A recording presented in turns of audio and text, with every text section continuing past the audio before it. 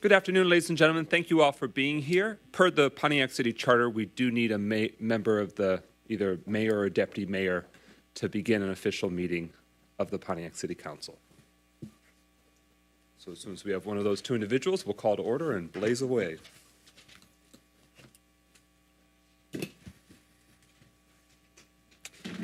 This is a fun opportunity if you'd like to silence or put on vibrate your cell phone so that way no one stares at you menacingly if it goes off during the middle of the proceedings.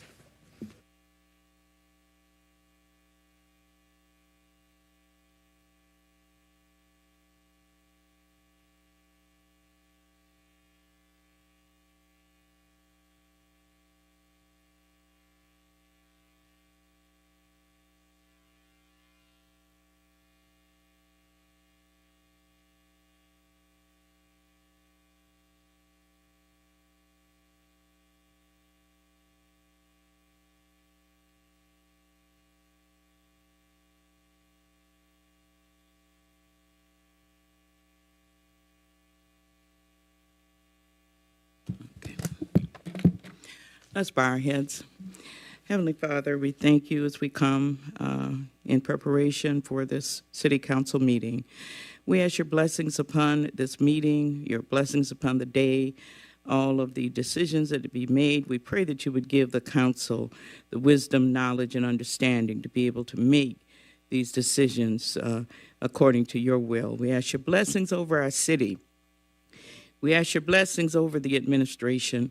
We ask your blessings over all the residents of the city of Pontiac. We ask these blessings in Jesus' name. Amen. Amen. Please rise for the Pledge of Allegiance to the flag of the United States. I pledge allegiance to the flag of the United States of America and to the republic for which it stands, one nation, under God, indivisible, with liberty and justice for all. Let us hold a moment of silence for those that we have said goodbye to as a community in recent days.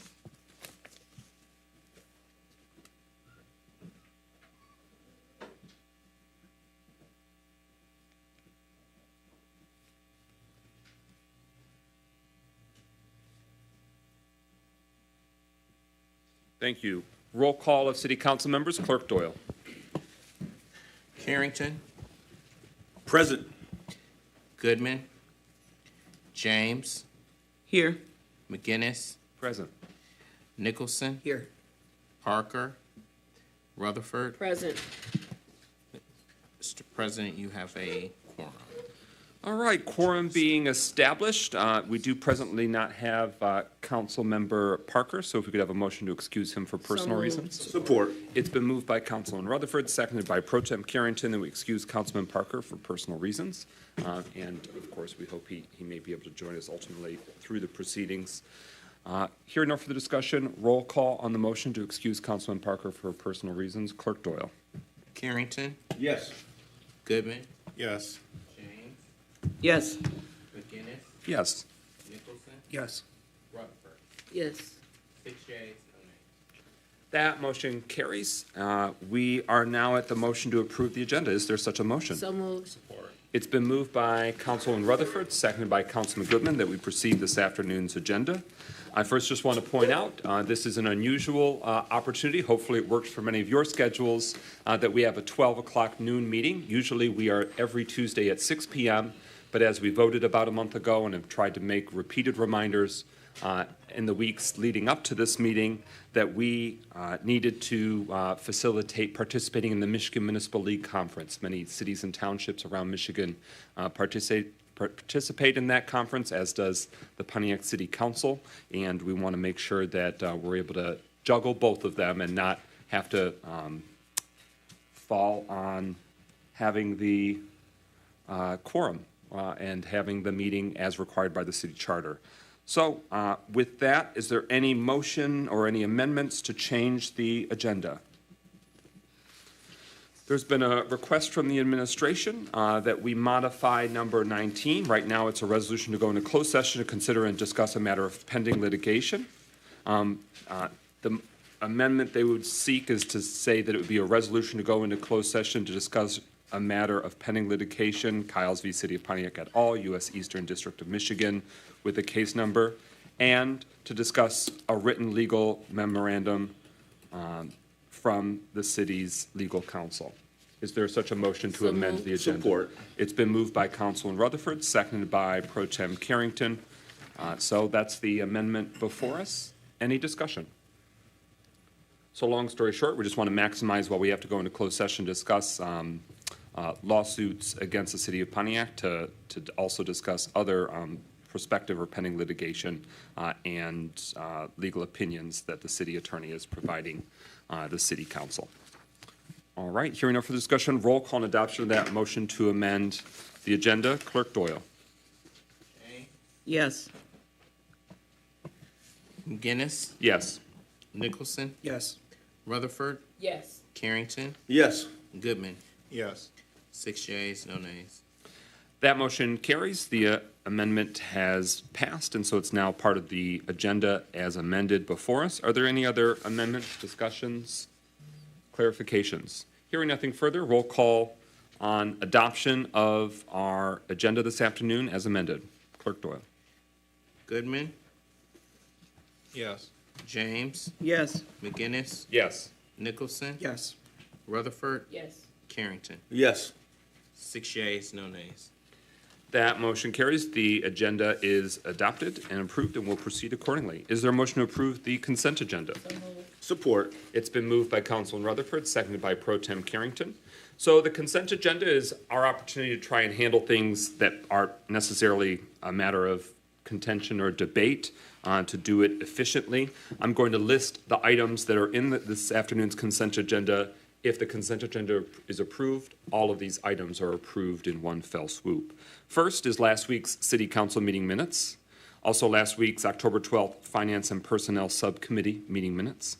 Resolution honoring the life and service of Charles Lindbergh. He served for a number of years as an employee of the City of Pontiac for the Pontiac Police Department, starting in the 1960s. And he has recently passed away, so we want to honor his service to the community, but also his life. A resolution authorizing the city clerk to post a notice of a proposed budget amendment that is in regard to community parks and funding that will be utilizing the American Rescue Plan that was previously outlined. This is just authorizing the clerk to post the notice, and it will come back in 2 weeks' time to actually be debated. That's also the next item, authorizing the clerk to post a notice of a proposed budget amendment for staffing for the home repair program building inspector position. Next, letter F, authorizing the clerk to post notice of a budget amendment when it comes to the funds for the small business support program technical assistance that the administration presented a few weeks back. Now we're looking to amend the budget, but again, this is just posting the notice, and it'll be back in 2 weeks' time. G, resolution authorizing execution of contract with Oakland County Equalization for real and property, personal property tax assessment administration services. This is an annual action. It is routine, happens every year, so that way Oakland County Equalization can fulfill those services. And finally, resolution for the BSNA software to re-implement payroll for Pontiac, Michigan, specifically for human resources functions for the city. This was from the Finance and Personnel Subcommittee of City Council, and they requested that it be acted on swiftly, so that way we can put that to bed. So that is the consent agenda. Is there any clarification needed on what's before us in the consent agenda? Again, with adoption of the consent agenda, all of those items will be adopted. Hearing with that, roll call and adoption of the consent agenda. Clerk Doyle. McGinnis, Yes. Nicholson, Yes. Rutherford, Yes. Carrington, Yes. Goodman, Yes. James. Yes. 6 yeas, no nays. That motion carries. The consent agenda is adopted. We are at this afternoon's one special presentation for the Gary Bernstein Community Health Clinic in our community, for them to share about resources and opportunities for Pontiac residents. Mayor Grimo, you have the floor. Thank you, President McGinnis. We want to make sure that as many people as possible are aware of the phenomenal services that are provided by the Gary Bernstein Clinic. I don't think enough residents know just how amazing the resource is that's on Woodward Avenue on the south side of town, or east side, I guess. It's right there on the east side of Woodward. And it is really a phenomenal place. They treat people at no charge, and they not only have general practice physicians, primary care physicians, but they have a lot of specialists as well, including dental services, including specialists in areas like heart medicine.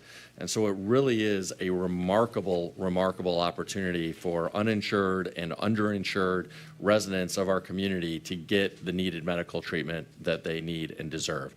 So without further ado, I want to invite a representative of the Gary Bernstein Clinic to the podium so that she can get into all of the details about the wonderful, amazing services that the Gary Bernstein Clinic provides.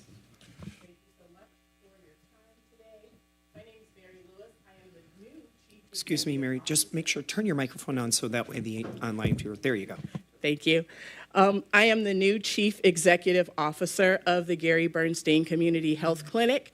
I've been with the clinic now for about 5 months, very excited about being a part of the Pontiac community and looking for ways to not only partner, but to serve you well, specific to your healthcare needs. So a little bit about the clinic.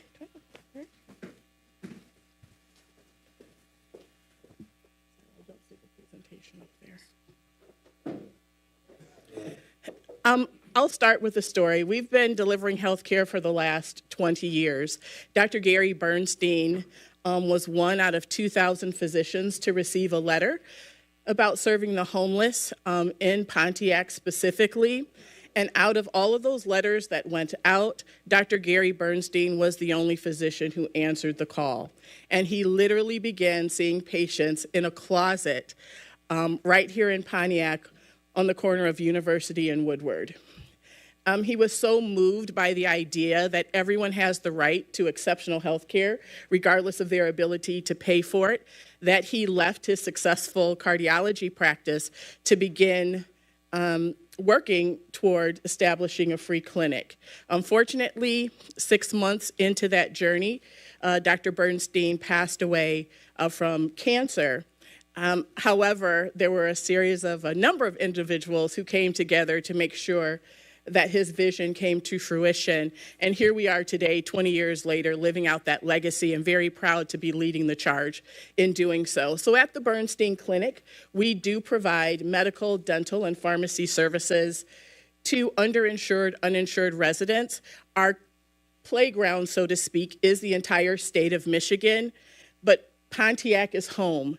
And I personally feel a responsibility, morally and ethically, to make sure that the Pontiac community is well, physically, mentally, socially, economically. But I believe that healthcare is the center of everything.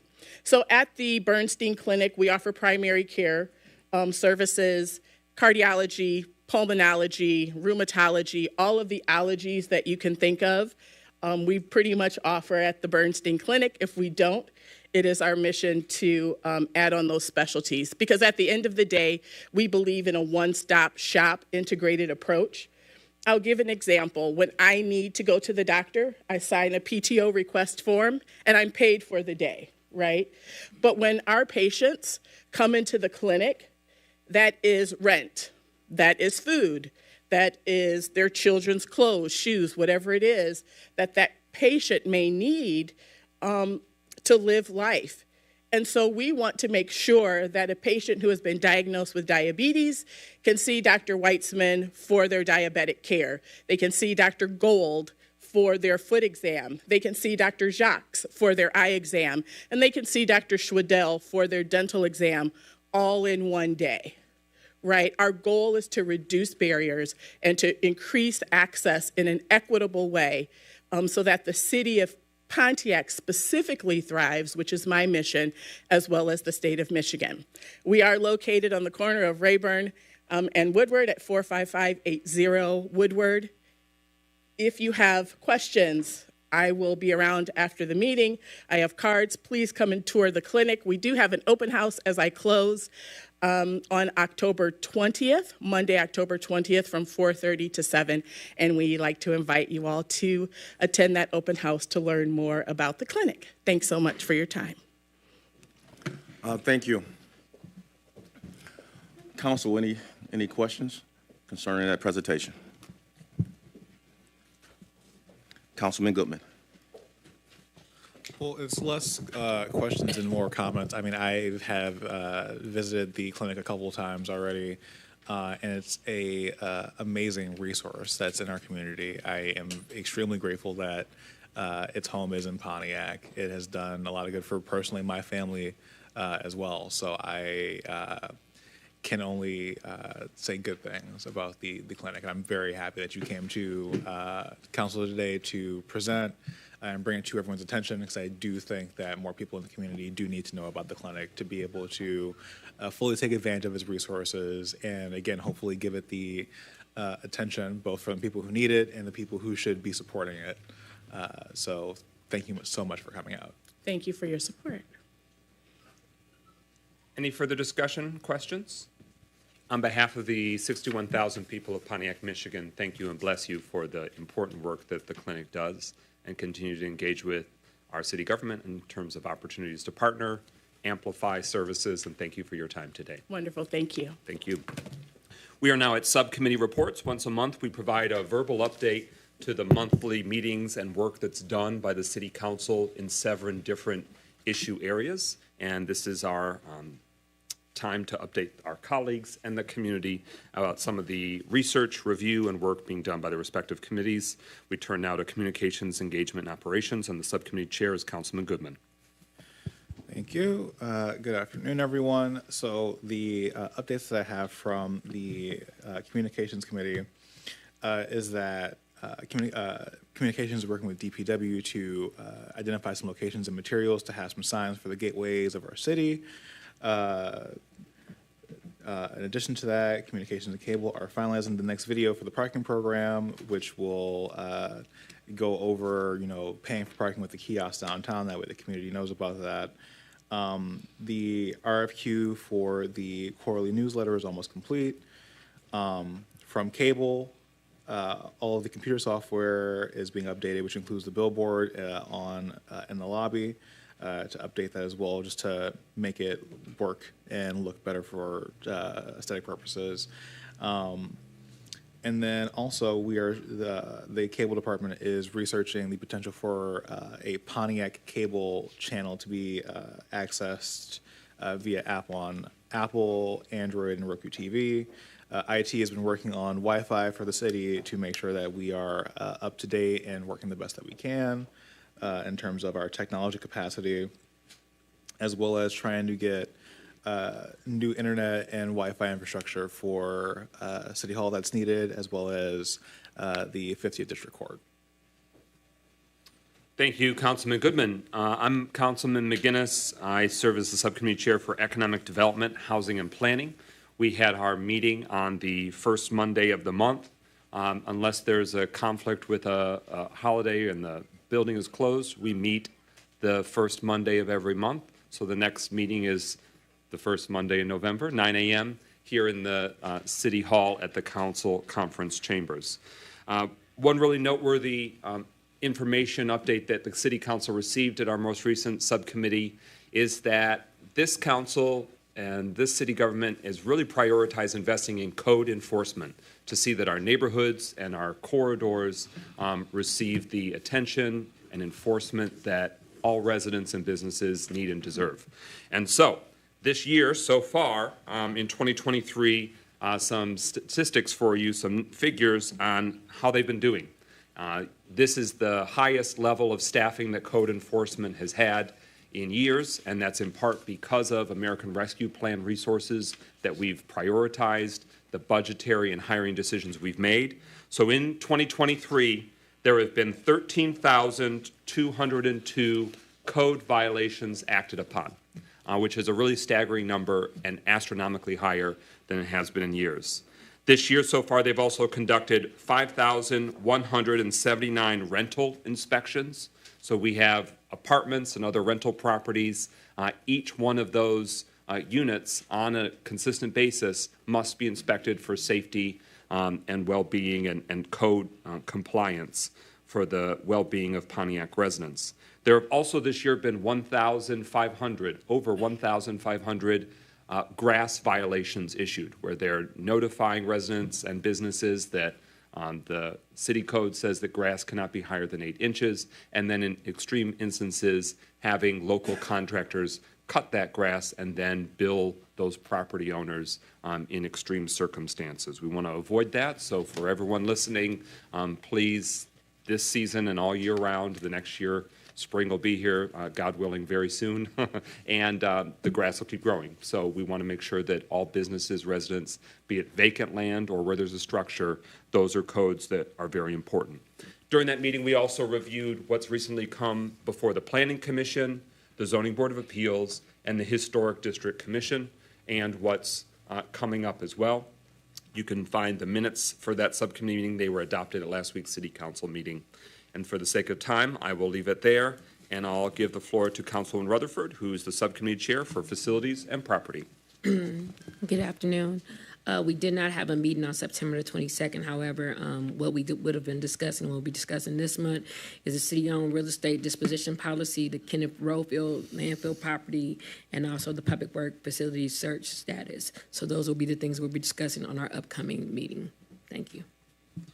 All right. Chairing Finance and Personnel Subcommittee, the chair, Brett Nicholson. Councilman Nicholson.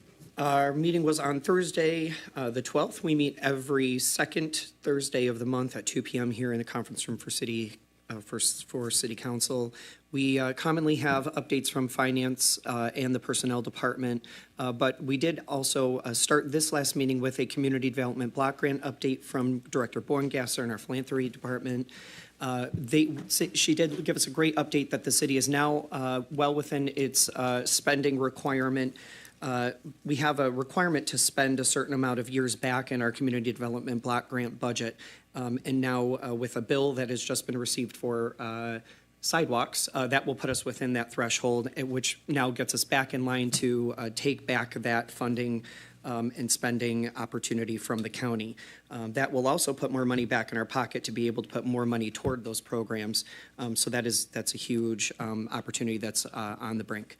Finance did give us our regular update. Those were finances, reconciled finances through June of 2023. We are within all of our budgeted spending expectations, and we are now looking forward to the budgeting process for next year and making some tweaks and some updates so that way managers are able to look and see how those finances are spread out properly, which leads us to the consent agenda item that was related to finance. The chair did give us give the update that the finance department or the finance committee did ask for this to be put on the consent agenda with BSNA, which is our software that comes especially through the Public Works Department. And what happens a lot of times, especially as our finance and philanthropy areas continue to merge opportunities for grants, the grants are split up and have to be budgeted and assigned to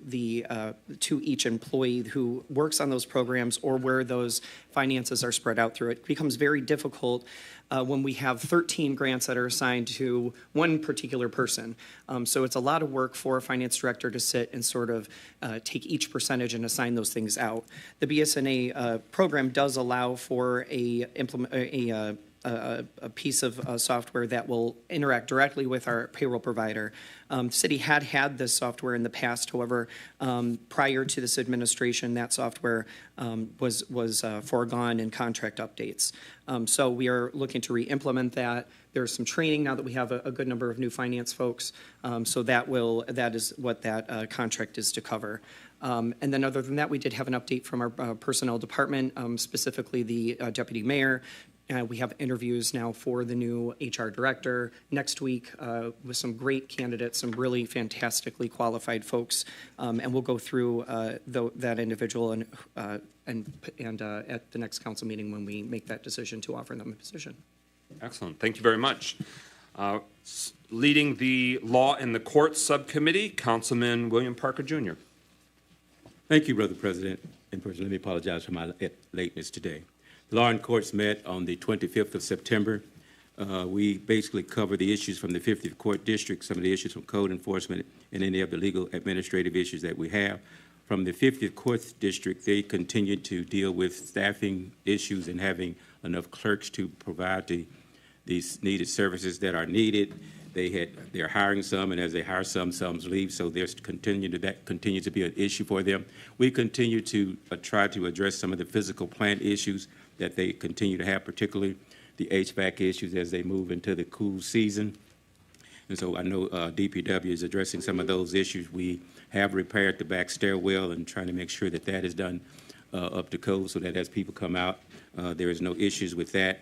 But the real issue they're having now is certainly centered around the staffing issue that they have with the clerk offices. The county prosecutor's office was not present to do a presentation, although I know that they continue to do what they do with issues, as we talked about, and you gave the report for code enforcement. Code enforcement also is a part of the Law and Court Subcommittee, so you've given all those numbers, and thank you, sir, for doing that. But we also want to be reminded that as our landlords continue to be ticketed, that this goes into the 50th Court District where they get fined, and then if they don't pay their fines, obviously there's some other legal issues that take place. And so we continue to monitor those issues to make sure that the landlords are being held accountable for having a product, for having a product and presenting properties that are safe and livable. And lastly, we always review the legal issues, the outstanding issues that are associated with the administration, and there was no legal issues that should be presented or talked about in this setting. We know that they continue to try to make sure that we have a city that is running appropriately according to laws and codes, and that was our report. The next meeting is certainly this Monday at 4 p.m. in this chamber, the council chambers. Thank you, sir.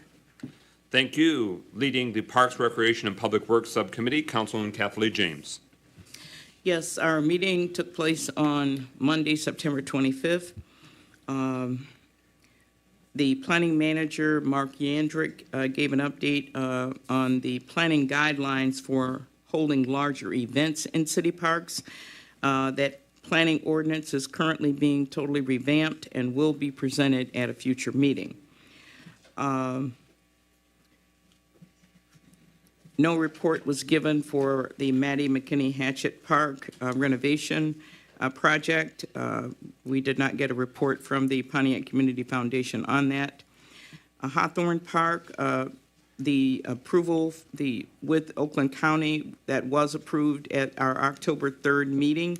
So Hawthorne Park is now officially Pontiac Oaks, and Pontiac, Oakland County is in full administration of that facility. What was the community feedback? We listened to the community feedback for the youth center. I won't go into detail about it, but we will do that at a later date. The park manager also said that the Bodette Park softball field, the work that was done to renovate that field has been completed. So when the street gets opened up again, the softball field has been totally redone. The last is that on the senior center, bathrooms are complete now. The next project that's being taken on for the senior centers is that we are attempting to upgrade the floors in both of those centers. The city has received a Lowe's grant from Ruth Peterson's to upgrade the floors at Ruth Peterson, but unfortunately, the estimate for actually doing that work has come out as over $30,000 over what the grant was for. So we're in the process of trying to make adjustments for that overage, but that will be the next project that we hope to get the flooring at Ruth Peterson Center completely redone. Skate park, we expect to have the grand opening of that skate park and the dedication in the weeks to come. And that's my report for today. Thank you. Thank you, Councilwoman James. Finally, leading the Public Safety, Health, and Wellness Subcommittee, Pro Tem Carrington. Yes, thank you, President McGinnis. The Public Safety, Health, and Wellness Subcommittee met September the 14th. And we heard a lot of issues, actually discuss ceasefire implementation update, as well as staff recommendations. There are 2 positions open for that particular project, a project manager and support outreach specialist. The mayor is explaining who should be on the interview process. Up to 3 council members could be on the interview panel. Other interview panel members could be the chair of the Anti-Violence Commission and a member of the Sheriff's Office. Grants may also be available to fund ceasefire. We also discussed the Sheriff Substation Facility Condition Assessment and Fire Station Facility Condition Assessment. $12 million will be required to bring the substation facility up to standards, and $10 million for the Sheriff's Substation. The Oakland County Sheriff Department represented the crime statistics and provided a written report that included response times. Our response times continue to be consistent with past response times. The substation interview room still needs updating, and an agenda item will be coming to City Council in 2 weeks. The Waterford Regional Fire Department represented a written and oral report which included the latest response times. Fire Chief Kofi stated he's working on a federal grant for some capital improvements. Star EMS was absent from this meeting, and no report was given at that time. Also, myself and Mayor Graham had the opportunity to be a fireman for a day as we went over to Oakland Community College and had an opportunity to train with the fire department. It was a very enlightening experience. I definitely realized that I need to work out a little more because I definitely was tired, probably about an hour and 2 into that training. But from that training, I also come to have a great respect for what our first responders do. They really, really sacrifice themselves when it comes to protecting this community. And so I'm done. Thank you. Thank you. That concludes our subcommittee reports. We're now at recognition of elected officials. Each week we give an opportunity for those currently serving the city of Pontiac and other positions if they want to give an update regarding their elected official roles. Are there any elected officials in our community that wish to give an update? Hearing none, we are now at agenda address. Each week we provide an opportunity before we vote on matters for community members to weigh in and offer your feedback and perspective. This is not the only opportunity. We also have the public comment that comes later into the agenda, but this is so that way before we vote on items, community members can weigh in. This is going on the order in which community members signed up prior to the meeting beginning. Pro Tem Carrington. Oh, and I do want to make a point. We have about 55 or 60 people in the room right now, so just please provide the opportunity, and I'm going to give a side eye to even staff, that while the meeting is going, if you could limit your comments only to the person that's being recognized. That way we can hear every community member and every member of the audience is able to hear. When there's 40 to 50 of us in here, even side conversations that you might think aren't distracting us might be very distracting to the people sitting around you. So I just want to make that point. Pro Tem Carrington, who's up? Thank you, President McGinnis. Mr. Paul Wilson, item number 9.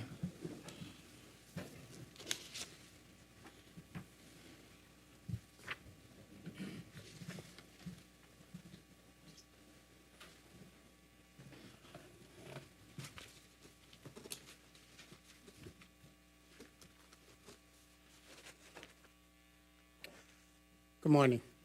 First of all, I want to give you a little background. I had 40 years at General Motors. At 35 of those years have been spent in tool and die engineering and also placing tools in small substations like the one that's acquiring for this item on number 9. The points that I want to point out is that the company that's coming to our neighborhood is requiring a C3 commercial rezoning of intense use, and its application is relying upon Johnson Road as a thoroughfare to the city. In the minutes that was written on August the 30th, 2023, it reads, as of this publication, the application has provided a letter discussing conditions in review with the city attorney. These are not conditions that can be formalized. Staff recommendation. Due to the possible use that would allow the rights of this parsonage with a rezoning, staff recommendation is denied. That's in a letter that's dated August the 30th. Planning Commission came back on September the 6th with a recommendation to accept those. My question is, where did they find due diligence after denying it in that short a period of time in order to come back with a recommendation to the City Council? And we're now having 2 readings. Next item that I wanted to point out, my past experience.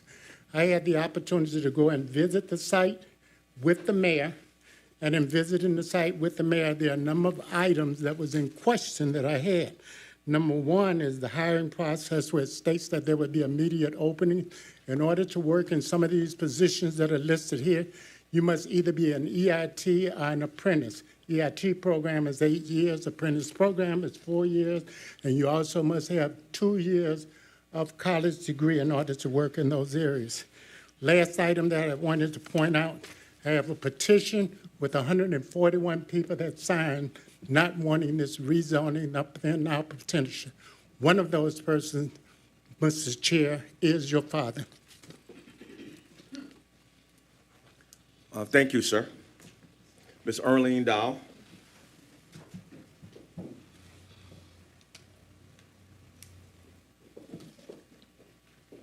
Good afternoon. I'm Earlene Dowell, and I live on Court Street in the Pontiac Nose.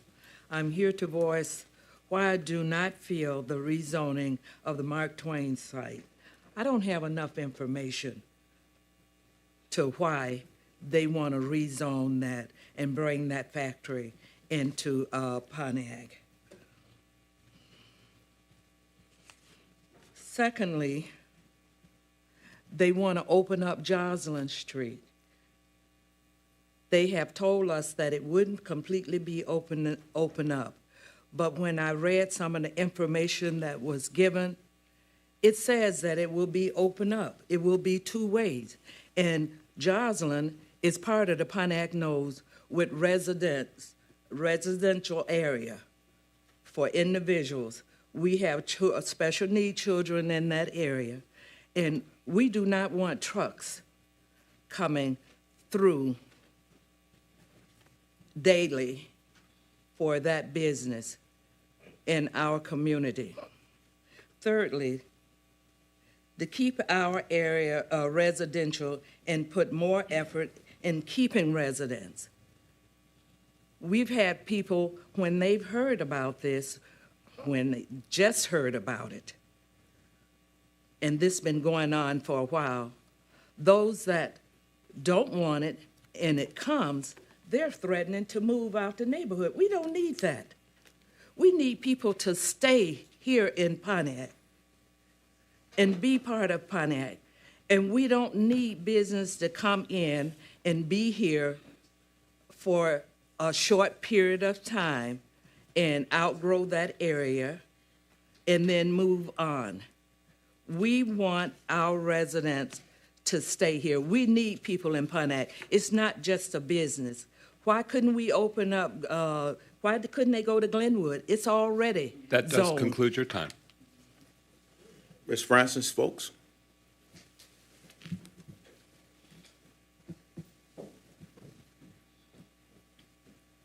Good afternoon. I haven't been here in a long time. I'm no longer a daily activist, but I do have a legacy. I did not know that the discussion about changing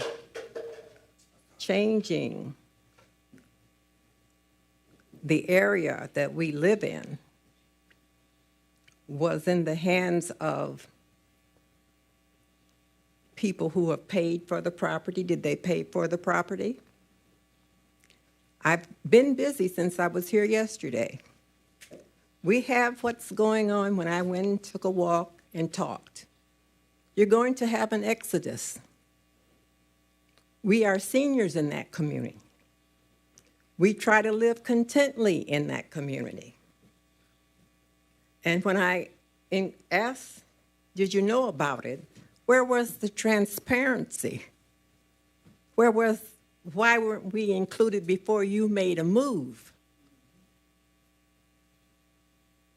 I was born in Pontiac.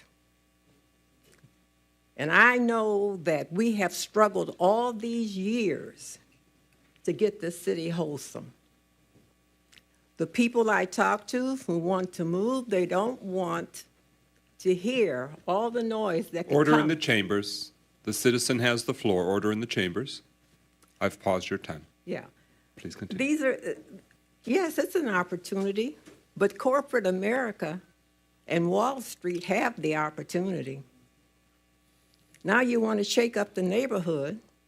I see little kids running in the street with no protection. This is not good. And I came in and talked yesterday.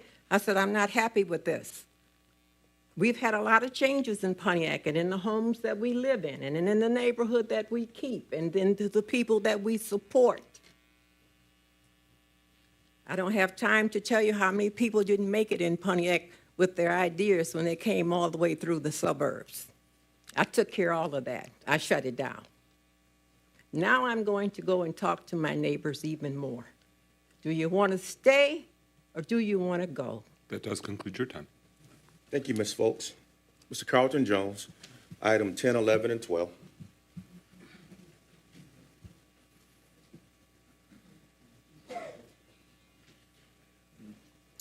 Good afternoon. I just want to say I really appreciate community engagement. So anytime we get in community engagement, I appreciate it. I know I'm down here often, but I like to see our community being engaged in what it is. What I wanted to talk about, the items that's talking about the Oprah certificates, and that, for people who don't know, where we're freezing taxes to allow buildings to be, property to be redeveloped. I think it's a great idea, but I think we always should be trying to do something to help the citizens when we're given the opportunity for developers or anything to come in here. This is a great opportunity. I know there's another developer came out, reached out, wanted to see how they can engage Pontiac people, making sure that they being able to work. I think that's the type of thing that we always should be doing when we're giving away anything to help development. We need both. And I just want to make sure that I support, we do have the Oprahs, but we have council people to say, how about engaging Pontiac people in this process? Thank you. Thank you, Mr. Jones. Dr. Deidre Waterman.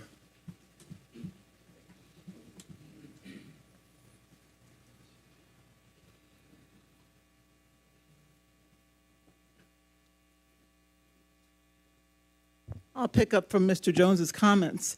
I hope people who are coming here to talk about the Mark Twain property get their full due, and it's not just lip service to the concerns they're bringing about their neighborhood. And as we're talking about giving these benefits to developers, I wonder how many of the people who are here who are homeowners in that area got the homeowners repair funds from ARPA that we brought into the city that's supposed to be available to homeowners, that $10 million was taken out of the ARPA funds. So I just want to bring that up. But the concern is that people have respect for the concerns they're bringing and get their full due and not just lip service. And the reason I bring that out is because the 10, 11, and 12 were brought as public hearings last week, and now they're on the agenda to be voted on. And yet the public hearings were raced through, and there is a precedent for how public hearings should be carried out so people get their full concerns answered. I'm going to read the protocol that's been followed in years past, as well as still is followed in our Planning Commission when there are hearings. First, you have an opening of the case by a staff presentation. Then you have questions of the staff by the commission or the council. You have a chance for the applicant to present their views, and then you have other questions. Then you have a chance for the citizens to have questions, concerns, and comments, and have multiple times to do that. And then you have final questions with discussion. So that's really discussing the issue and giving full drift to the concerns of citizens who deserve to have their questions answered and given respect for their neighborhoods and what they're bringing to the community. So I would just like to start with that. But I want to give kudos to the Bernstein Clinic. Been interested in healthcare disparities for a long time in my medical life. I've been working with them on donating some of my ophthalmology equipment so they can have an eye room to do eye exams there. And then the closed session amended agenda, Mr. McGinnis, you did not, President, you did not state what the second issue was that you were adding on. That's required by the OMA. Thank you, Dr. Waterman. Ms. Helena Coleman.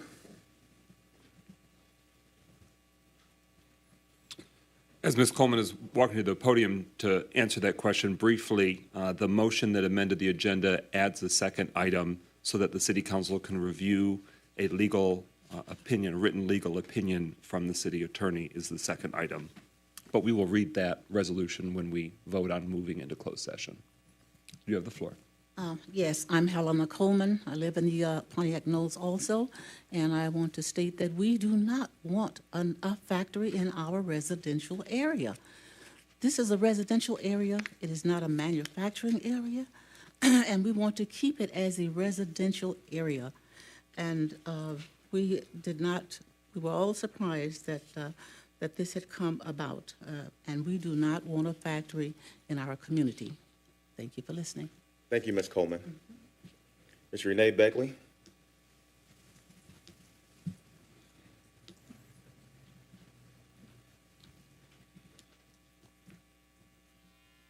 Here I go again with y'all.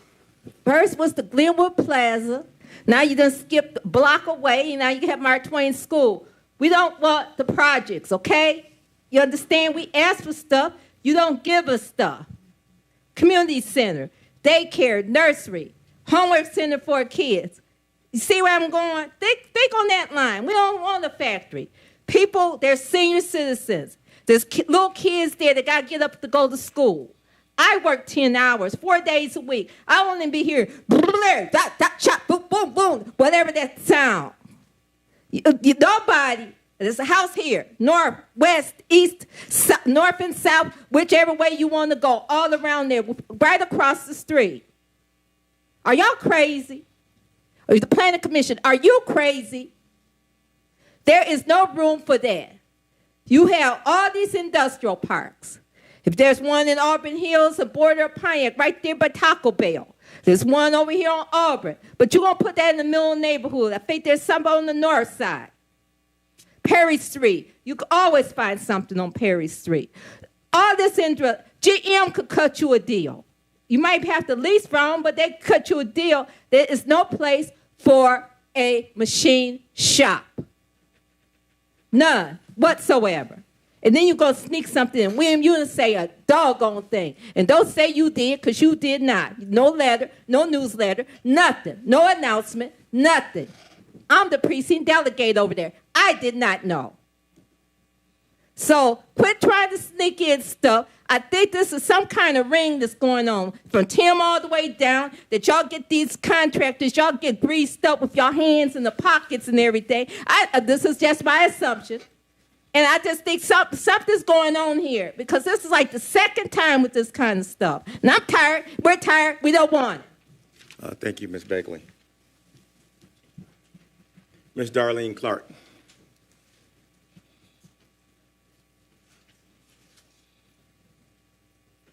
Good afternoon. My name is Darlene Clark. I'm speaking as a resident. First, let me address Mike McKinley. What you just did was deplorable. You have a room full of people in here, and your conduct was very unacceptable.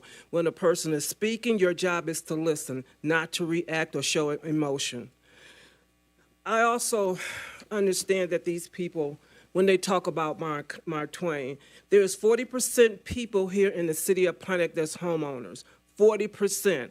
And I guarantee you those 40% of homeowners understand and recognize each other. We have been to each other's homes. We have educated each other's kids. We have partied and we have cried with each other.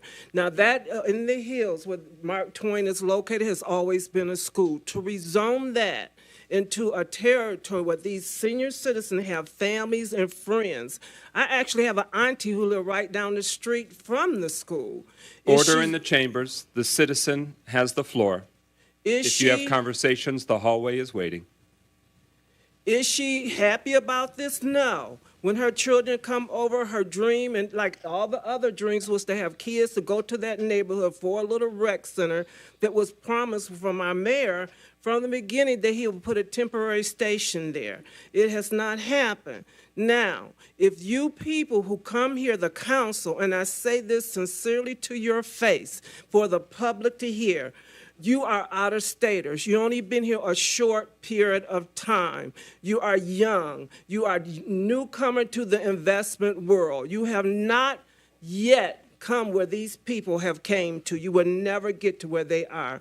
Take in consideration when you take upon yourself to take and say that I know what's best for a community, when you don't have the sonority, which means the sonority to know what people want, your heart will always be closed. Think about this. This is not a place for, Mark Twain is not a place for a little plant. Thank you, Ms. Clark. Mr. Chuck Johnson.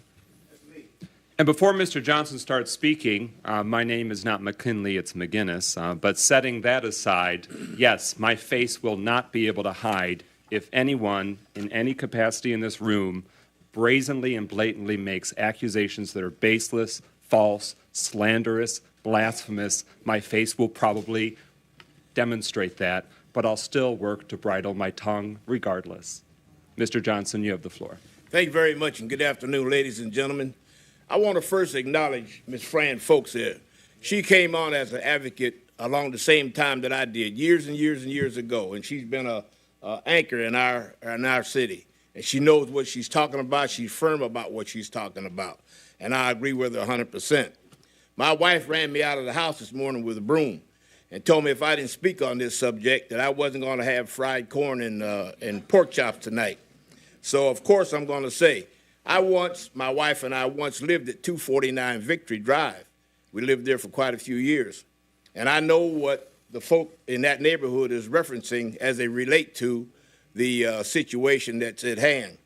Now, I'm not against factories or whatever coming into the city and doing their thing, but I am against factories relocating in residential areas that we're talking about here this afternoon. And so with that, I don't want to prolong my comment. I just want you to know that I don't agree with it. I don't want to see it. And I agree with the folk from that neighborhood because I was once a part of that neighborhood. Also, where I live right now at 21 North Paddock Road, I'm about ready to sell my house right there because I'm tired of what's going on in that neighborhood. So I understand. Thank you very much. Thank you, Mr. Johnson. Ms. Gloria Miller.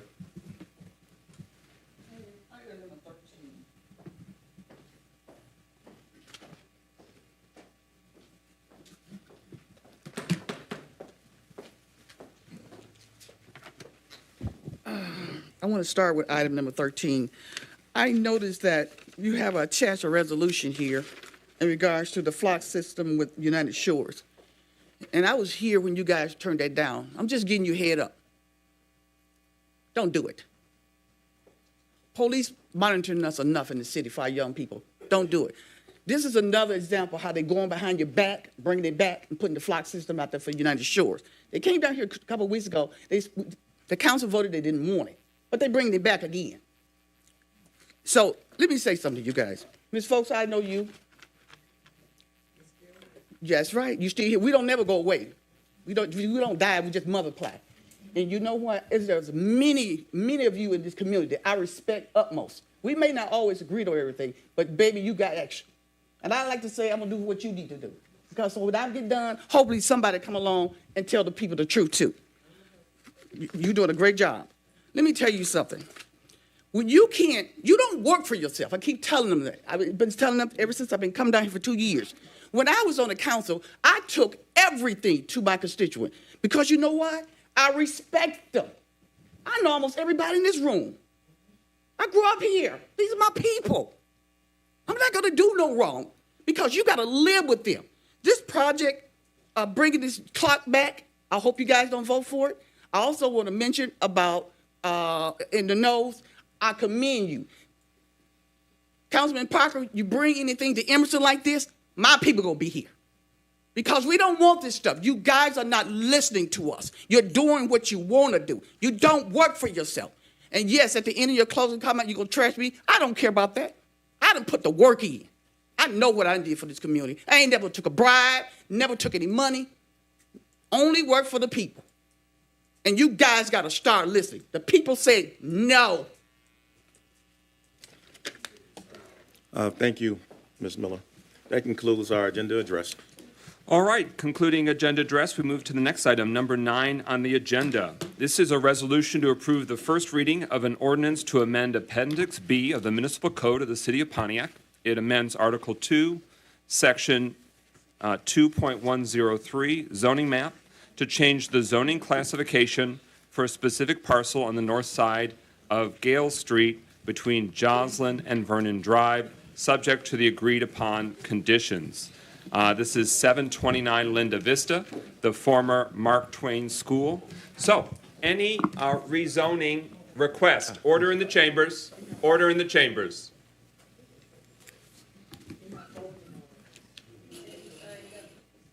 We have public comment that comes at a different point in the agenda.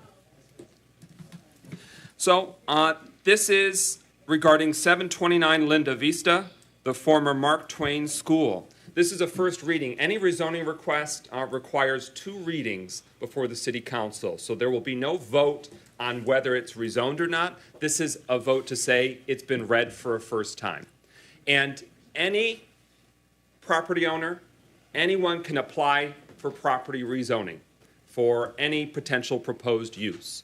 Right now, every parcel in the City of Pontiac is zoned a certain classification.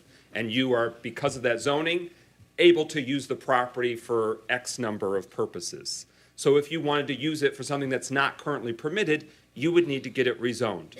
So regardless of whatever ultimately is decided, every rezoning request will ultimately come here for the citizens to determine it through their city council. This requires public hearings and a recommendation from the Planning Commission first, then comes here for multiple readings. So that's where we're here at the process. What we'll do is we'll have the administration provide information on what the application is proposing or requesting for the rezoning. So every council member clear on where we're at in the process? I'm going to give the floor now to the administration for us to get some more information. And then ultimately, when we vote, we're just saying it's been read for a first time. Yep, we acknowledge that it's cleared that threshold, and then presumably next week or the meeting that follows would be the second reading. It doesn't have to only be a second reading. If more is needed, it could be multiple meetings, so to speak. All right. Mayor Grimal, you have the floor. Thank you, President McGinnis. Wanted to just start off the topic by trying to answer and address some of the concerns that have been expressed. I know that we have some representatives here from the organization that wants to locate the facility at this site, and they certainly can speak, I think, a little bit better and in greater detail about the hiring process, for example, and about what actually goes on in the facility. But I will share, having visited the facility in Troy, and they're not looking to move that entire facility here. They're planning to maintain operations in Troy as well. But I can tell you that although they do snap parts together and assemble things, it is light assembly, which is why the proposed rezoning is not to a manufacturing M1 or M2 zone, but is instead to a commercial zone, a C3 zone. And there's not excessive noise related to the work there. There is not any pollution, so it is certainly not a factory in the sense of General Motors facilities or other heavy industrial facilities that have been in Pontiac over many decades now. I also do just want to say, because a resident brought it up, that I have never talked about locating a temporary recreational facility at Mark Twain School. We have talked and have located temporary facilities around the city, and we're very proud of the recreational programming that our Youth Recreation Division and Tanisha Taylor have established. Where we have acquired property is the McCarroll School site, which is at the corner of Montcalm and Glenwood. And we have purchased that property. We have talked quite a bit about that location. We are now out to bid to hire an architect to begin design work on a recreational facility, a state-of-the-art recreational facility at that location. But the Mark Twain School has not been owned by the city. It is in very tough shape and really isn't suitable for use. The proposal before us would demolish the existing building there and build a new structure roughly similar in size to the school, but it would not use the existing school building because it's in pretty tough shape. As I think anybody who's driven past there recognizes, it's a very blighted building. There's a lot of dumping that occurs there. There's a lot of graffiti that is spray painted on the building there. But there are a couple of specific questions that were raised. One question related to the initial recommendation not to approve, and that's something that was spoken about at some length at the town hall that occurred last week at the Ruth Peterson Center on this topic. And as was explained last week at the town hall, the initial recommendation to not approve was before the owner of the property offered to put various conditions in place so that not all of the uses that would normally be allowed in a C3 commercial zoning district would be allowed here. And it was after they offered those conditions, first verbally, that the city planner recommended approval, and now those conditions have been provided in writing as well. And so now that those conditions have been offered by the owner in writing, the city planner has recommended approval, and that, of course, is what the Planning Commission recommended as well. The other thing I want to speak to is the question of Joslyn Road. There's nothing about the rezoning proposal itself that governs the reopening of Joslyn Road. That remains a public road, even though it's long been blocked off, both at Linda Vista and at Gage Street. It has remained a public road, and it's under the jurisdiction of the city. So the city alone determines whether or not that road will be opened and in what fashion it might be opened. And the only discussion that has occurred is the possibility of opening up the north end of that street, meaning where Joslyn intersects Linda Vista, to allow trucks to access that property without going through the neighborhood. There is no plan whatsoever to open up the Gage Street end of Linda Vista. And that's important because we don't want trucks using it as a through street. We don't want traffic going through the neighborhood. So the proposal, and again, we talked about this last week at the town hall as well, the proposal is not to fully open up Joslyn Street at both Linda Vista and at Gage, but to only open it up at Linda Vista so that we don't have truck traffic going through the neighborhood. And for those of you who are familiar with the neighborhood there, Linda Vista is just off of Perry Street there. And so the trucks would be able to travel from Perry Street to the site. I'll allow the owners to talk about how frequently truck traffic would actually be arriving there, but based on the conversations that we've had in the past, it would not be a daily occurrence, it would not be a regular occurrence, but rather a periodic occurrence a few times a month. And with that, I'll turn it over to our city planner, Mark Yandrick, to get into more details about the rezoning proposal. But I also want to make sure that we extend an offer to the owner who's here to talk about the hiring procedures, the job opportunities that this would create, the training opportunities that it would create, as well as some of the other operational details that I've alluded to. And I really want to thank you, Mayor. I want to make sure that the community is aware, and I'll give the floor to the planning manager to explain this. There's rezoning requests and conditional rezoning requests. A rezoning request would take one zoning, and if approved, it would be that way indefinitely and forevermore unless and until it was rezoned again. This is conditional, which means there's conditions attached to it, and we'll allow the planning manager to explain what's that process for the conditional rezoning and the implications, and then, of course, what's the specific conditions for this specific request. That's important, and I'll try in future months and years to always point out, are we talking about rezoning or conditional rezoning, so that way council and the community are fully apprised. Mr. Manager. I think we've had our appetizers. I'm ready to set the table for the main course here. So my name is Mark Yandrick, the planning manager. This is a presentation about the request to City Council and for the public.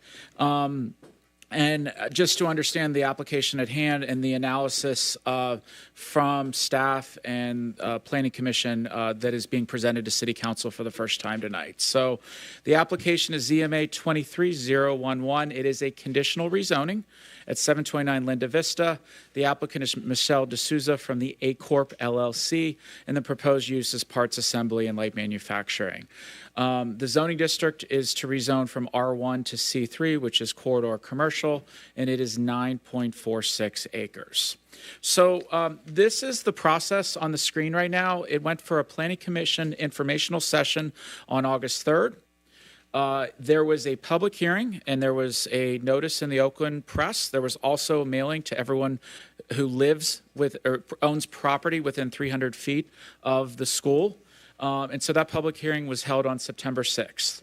Today is the first reading. The second reading is at the moment planned for next Tuesday. And the special exception and site plans would happen in the future. Now, this list does not include the district meetings that occurred over the last year for District 6 for Pro Tem Carrington's district. So this is the location of the. This is the location in the green area. Just a second here.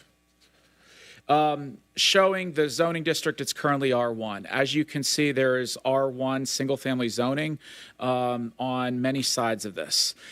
This is just a block off of North Perry. The site is adjacent to C1, and there are C3 properties along Perry as well.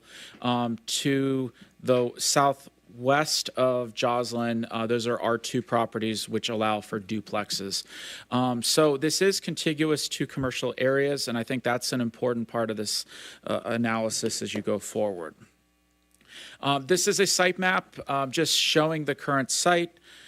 With the Mark Twain School, that is, if this were to be approved and go forward, this would be demolished and would be rebuilt. This is showing Joslin, and it is currently blocked off right here, so vehicles cannot pass down through here at the moment. And then this is showing Linda Vista right here. Vernon is the street to the right here, and Gage is the street at the bottom, if you can see down there. Manager Yandrick, if you could go back 2 slides that showed the aerial parcels. So to help me orient myself, the large pink square triangle to the southeast of the site in question, is that the former Glenwood Plaza? That is correct. Okay, and so is that C1? That is C1 right here. And then, as I was mentioning, the pink here along Perry is C1, with this dark maroon being the C3. So Perry and Joslin on corridors have a mix of C1 and C3 zoning districts. So, thank you.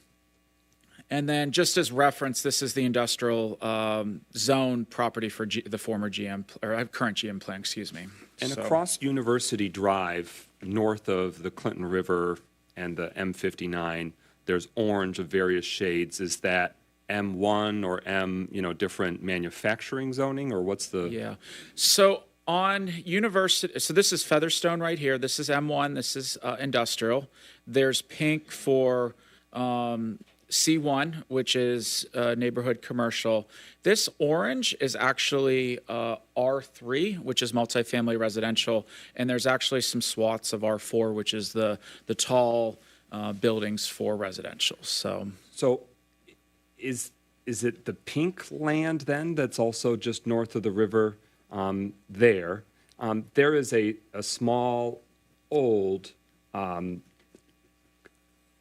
warehouse or other type of somewhat industrial use that's like steel piping or something like that. Steel company. I'm curious, do they fall under that R3 zoning, or they're just grandfathered because of how long they've been in operation? And it's okay if you don't have that answer this week, but it'd be good to know for future consideration. Absolutely. Okay. Absolutely. Thank you. So I do have a few pictures of the neighborhood. I'm sure most people are familiar. This is the view from Linda Vista. Currently, there's a lot of blight and debris and safety hazards. There's a lot of abandoned vehicles from a police perspective that have been entering the site. Some have been put on fire, so there are some safety issues that need to be addressed. This picture is from Vernon Street. It's showing the hill overlooking, so from the site you can't see the entire property, but you see the top half of the facade for the former Mark Twain School. So the proposal is the applicant wishes to rezone the property to redevelop the property for a parts assembly. The desire is to manufacture mobile solar EV charging stations, but even though this rezoning does allow for some other uses, I will get into that in a moment, the applicant proposes two entrances, a truck entrance directly off of Joslin and an employee entrance near the existing parking lot on Linda Vista. The applicant has offered two conditions of approval with this rezoning request. If it has not been passed out, that is as of today. So I did give to Clerk Doyle the updated conditional rezoning, and I'll talk about that condition, the new condition in a second. This is only for a rezoning, and a future special exception and site plan approval is required from Planning Commission. The special exception requires a public hearing where Planning Commission evaluates the use and any land use measures such as landscaping, mounding, and screening to protect the neighborhood. So as we're going through this rezoning property, only the applicant can offer conditions. But that special exception for this use is very key. The Planning Commission can authorize or condition additional measures to protect a neighborhood above and beyond what our zoning code has. If there's any questions about that, I'd be happy to entertain. I do want to emphasize, so what would be considered at a future reading, the second reading by City Council, is whether something would be permitted with the land, the zoning of the land. But what's identified there for special exception and site plan gets more into the details of how would the site be used, how would it be, what would be allowed in terms of construction. And so you're sharing that because a special exception is required, that a public hearing at the Planning Commission would also be baked into before that could be approved. Absolutely. So this is something as a future aside, but the City Council is interested in expanding the number of feet beyond a site is proposed. Right now, it says on the books within 300 feet. And I think there's value in future years for us mailing beyond just that. So that way, for any rezoning or public hearing, it allows more community members that live in proximity, even if they don't necessarily live right on top of a site change, that they'd be able to at least know about prospective changes. Is that something that your department is receptive to? Yeah, absolutely. So the requirement from 300 feet is a state of Michigan law. That is a minimum for public hearings, but we've had conversations internally about increasing that. So that would be a proposal that would come back to City Council in a future text amendment. Okay, please keep us posted. Okay. So before the presentation continues further, Councilman Rutherford had a question, followed by Councilman Parker. Two questions. Number one, prior to this being proposed to the planning into the city, was there any dialogue or any meetings that were scheduled with citizens in the surrounding area to get their feedback? The only meetings I believe were through the district meetings through Pro Tem Carrington that I'm aware of. So okay, and the follow-up question would be, has anyone else showed any interest in this property, meaning the upkeep, what's going to happen if it's not done? I know there was a fire before, but what has been the overall upkeep of the Mark Twain property? And would this project increase property value or decrease property value for current homes that's over in that area? Yeah. I can't hear you. Say, what are you going to say? Absolutely. I'm not an assessor, but this would likely increase property values because... Okay. The blight that is caused there is also a consideration, I believe, for the properties there, and I think that that's the largest concern. So, thank you. And again, when going through land use policy, our goal is to stabilize property values in neighborhoods where we can. So, follow up, yes, ma'am. Is there any way you could present actual data so that we can have some factual evidence? Because what we want to do is keep everybody on the same paid. Yeah. So if it does increase, can you show me how it does? If it decreases, that way we have information so that people can see tangible facts and not just, assumptions. Okay. Thank you. And I know the city treasurer is here. It might be important to know the difference of proximity to the numerous vacant schools. I know when I live across the street from a vacant school, so when my appraisal was done for refinancing my home, it's called out in the appraisal that it's located across the street from an obsolete property. So you might not have access to that, but if there's any data that from assessing purposes for the various schools in our city, the abandoned large structures, not only schools in our city. But Pro Tem Carrington, did you want to answer the councilwoman's question about community meetings that were held? He alluded to that those that were held before the formal request was received by the planning commission. Approximately about 7-8 months ago, I believe, it was brought to my attention that this particular proposal wanted to move forward and go to planning. So what I done is that I organized a meeting at Ruth Peterson. I also spoke about this particular project in a monthly meeting, which is We Care Neighborhood Association. But we did have a district meeting where I spoke about this and brought in that particular company and looked for community input. So I just want to tell this community that one thing I don't do is that I don't try to sneak anything in a neighborhood that I love and a neighborhood that I stay in. So I just want to say that. I know that regardless of what issue and bring it to that site, it's going to be people on both sides, for and against, and I understand that. So I thought about this, I thought about this, and I thought about this. Actually, the last several days, I have definitely thought about this project. So I just want to let this community know that I definitely are weighing, and I'm taking everything that everybody has said. And yes, I did get community input because at that time, I would have told this particular company it's a no-go from the start. Thank you. Councilman Parker, you have the floor. Thank you, Brother President. I guess I still have some questions. One would be, as Councilman Carrington talked about his district meetings, how many people attended those meetings in overall, and how many people voted for this or voted against it at your meetings? I would have a question as we talked about it. I heard somebody say that Mayor Talk said he went down to the Troy plant and looked at it. Is that in a residential area? I would have a question to ask, a couple of questions. We got 2 handouts today that deals with this property that I have not had an opportunity to read over. I need to know what's the changes in these that wasn't included in this so that I know what I got. And so I'm just trying to figure out how we get to a first reading if we still adding stuff to the first reading. And I think if I could, I would ask that we would delay this until we've had an opportunity to hear further from the people in the public as well as what's been changed. For a second time, or you want to keep going with the presentation? So Manager Andrews. we're about halfway through this presentation. If I can at least finish this, answer some of these questions, and then you can proceed as you may. So the school has been vacant for for more than 10 years. The building is in poor condition. There's a lot of vandalism and trash that are considerable for the site.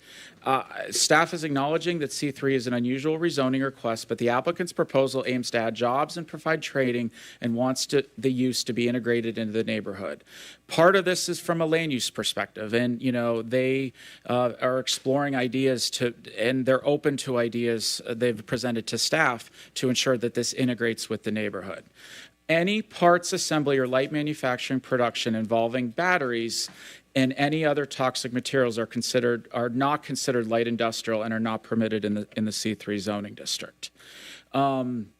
This is a map provided by the applicant, and I just wanted to show this. Nothing is setting for this in rezoning, but this is the intention of what they're looking to do. This is their principal structure. This is Linda Vista. This is Joslyn. This is Vernon, and then the properties that are on Gage Street are down here. These lines indicate the change in elevation, and there's a big hill that's right here. The trucks would be entering the site right here, and then the employees would be parking here. So there would not be considerable more traffic than the school that was previously there from staff's opinion. So let's compare the R1 and C3 zoning districts. The R1 zoning district is very restrictive, largely for single-family dwelling units. It allows just a few other ancillary uses.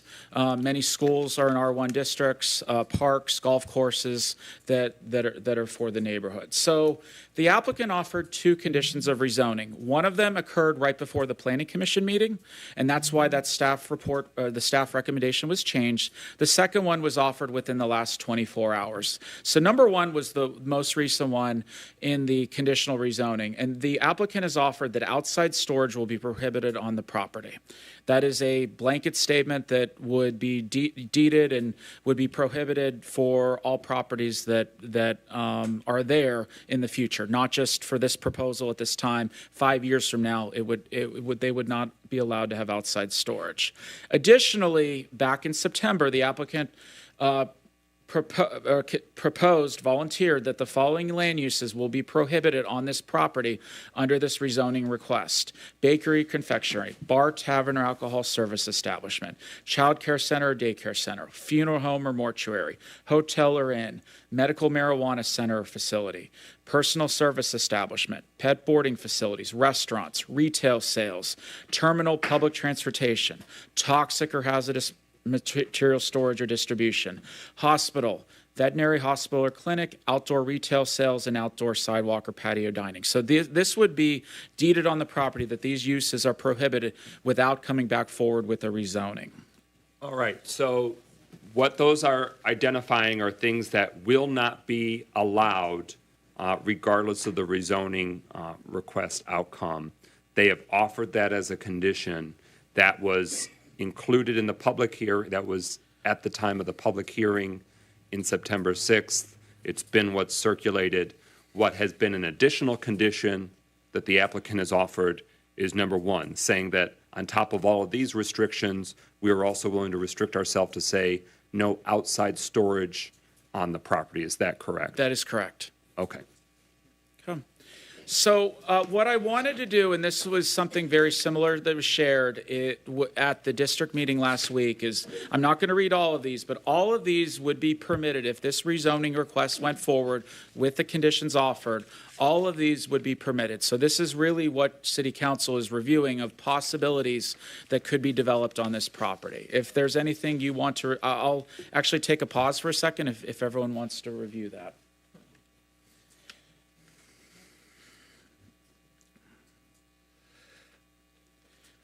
So going through the list, I did want to just talk about business service establishment. Again, I'm trying to share information.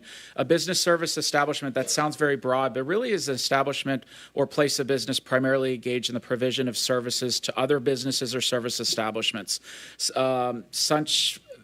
It could be branch locations for shipping companies, copying and printing establishments, computer service establishments, and the like. Business service establishments do not include manufacture or repair of any products, implements, or goods. So I just wanted to clarify that. If there's a question City Council has about any of the other land uses, I'd be happy to address that to the best of my ability. So these following uses in yellow are items that under the C3 zoning district are not prohibited from the conditions offered, but would have to go to Planning Commission for special exception approval. It does not mean that they have a guaranteed right, but they would have to make that petition and request to Planning Commission, assessing that the size, scale, the impact on the neighborhood would not be too great. So it includes these things here. And the applicant's use would fall under a special exception. Now, finally, from that list earlier, these items, as I mentioned a few minutes ago, would be prohibited and would not have the ability, without a rezoning, to go forward. So, City Council and Planning Commission, in their review of any zoning map amendment, there are 10 standards of approval. One is the consistency with the goals, policies, objectives of the master plan. 2, compatibility of the site's physical, geological, hydrological, and other environmental features. 3, evidence the applicant cannot receive a return on investment through developing the property with one or more of the uses permitted under the current zoning. 4, compatibility of all the potential uses, the ones we just mentioned. 5, the capacity of the city's utilities and services. 6, the compatibility of the street system. 7, the boundaries of the requested zoning district are reasonable in relationship to the surrounding. 8, the requested zoning district is considered to be more appropriate from the city's perspective than another zoning district. 9, the rezoning the land is considered to be more appropriate than amending the list of permitted or special uses in the current zoning district. And 10, the rezoning will not create an isolated or incompatible zone in the neighborhood. So this was the analysis that staff gave. There's a little bit more in depth within the staff report, but these are some items that staff shared at Planning Commission. This has been operated as a school for many years, but has been vacant with that blight and trash littering the property. The applicant is proposing to rezone the property C3, which is at the terminus of Joslyn Road. This is not being, while in some regards this may be considered the middle of a neighborhood, this is also the start of a thoroughfare in the city. 3, the applicant has provided condition to restrict the future uses on the property with the high impacts of traffic, noise, and pollution that could be a detriment to the community while promoting their use and other uses to complement the neighborhood. Again, this use is intended not to give off noise and pollution and other negative effects to the neighborhood. And lastly, Planning Commission has the ability during a special exception to require any landscaping or site modifications to further protect the surrounding properties above what the zoning code requires to ensure that the proposed use is appropriately sited in this location. From staff's perspective, there's an ability that we would, if in a situation we had a special exception, we would likely recommend potentially some mounding and some landscaping to really soften the buffer between this property and the adjacent properties surrounding it.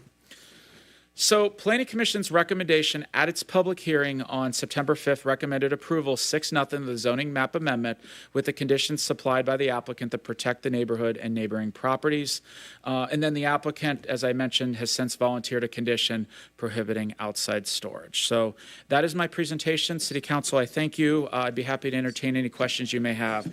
The attorney for the city, Morgan from the Kelly firm is here. The applicant is here as well. They have a small presentation for you as well. Okay, thank you. Okay, Mayor Greimel, and then if the applicant wants to prepare to present while he's speaking. Yeah, thank you. Just a couple questions, Manager Yandrick. One is, I've had a conversation with a resident who lives in the Knolls who has concerns about this project, but believes that what they'd like to see is a assisted living facility, and recognizing that what's really before council is rezoning. What districts is assisted living allowed in? I saw that it's allowed in a C3. Is that the only district that it would be allowed in? No, it's allowed in multiple zoning districts, and I can definitely prepare that for second reading as well to share, but it is permitted in probably 4 or 5 zoning districts in the city. Okay, just checking. But is it permitted with the current R1 zoning? It is not. Okay. Yep. And so everyone's aware, R1, it's like the lowest level of residential zoning. It means like single-family homes or churches or schools. That's lowest density. Lowest density, sorry.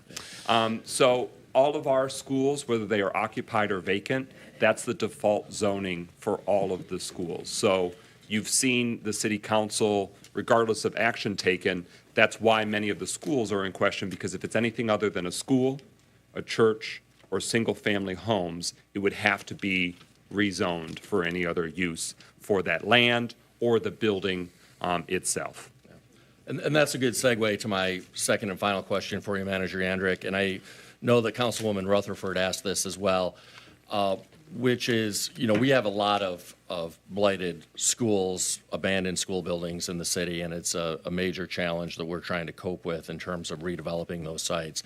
And what Councilwoman Rutherford asked is, have we received any other proposal for this site? Because until we redevelop this site, it will no doubt continue to be a magnet for dumping. Yeah.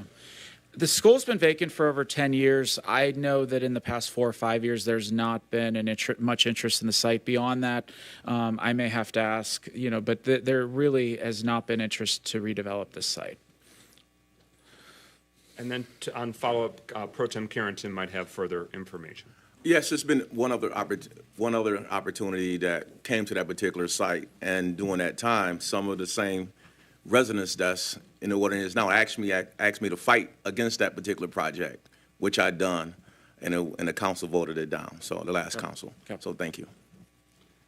Continuing the discussion, was there a hand, Councilwoman James? And microphone. Okay. You can let me know if it comes up further. Further discussion on this first reading? Hearing no further discussion, what the speakers list is exhausted. What's before us is resolution approving that it was read for a first time, and this is in regards to... Point of order. Yes. Mr. President, I that's think right. the owners are here and they'd like to make a presentation as well. Yeah. All right.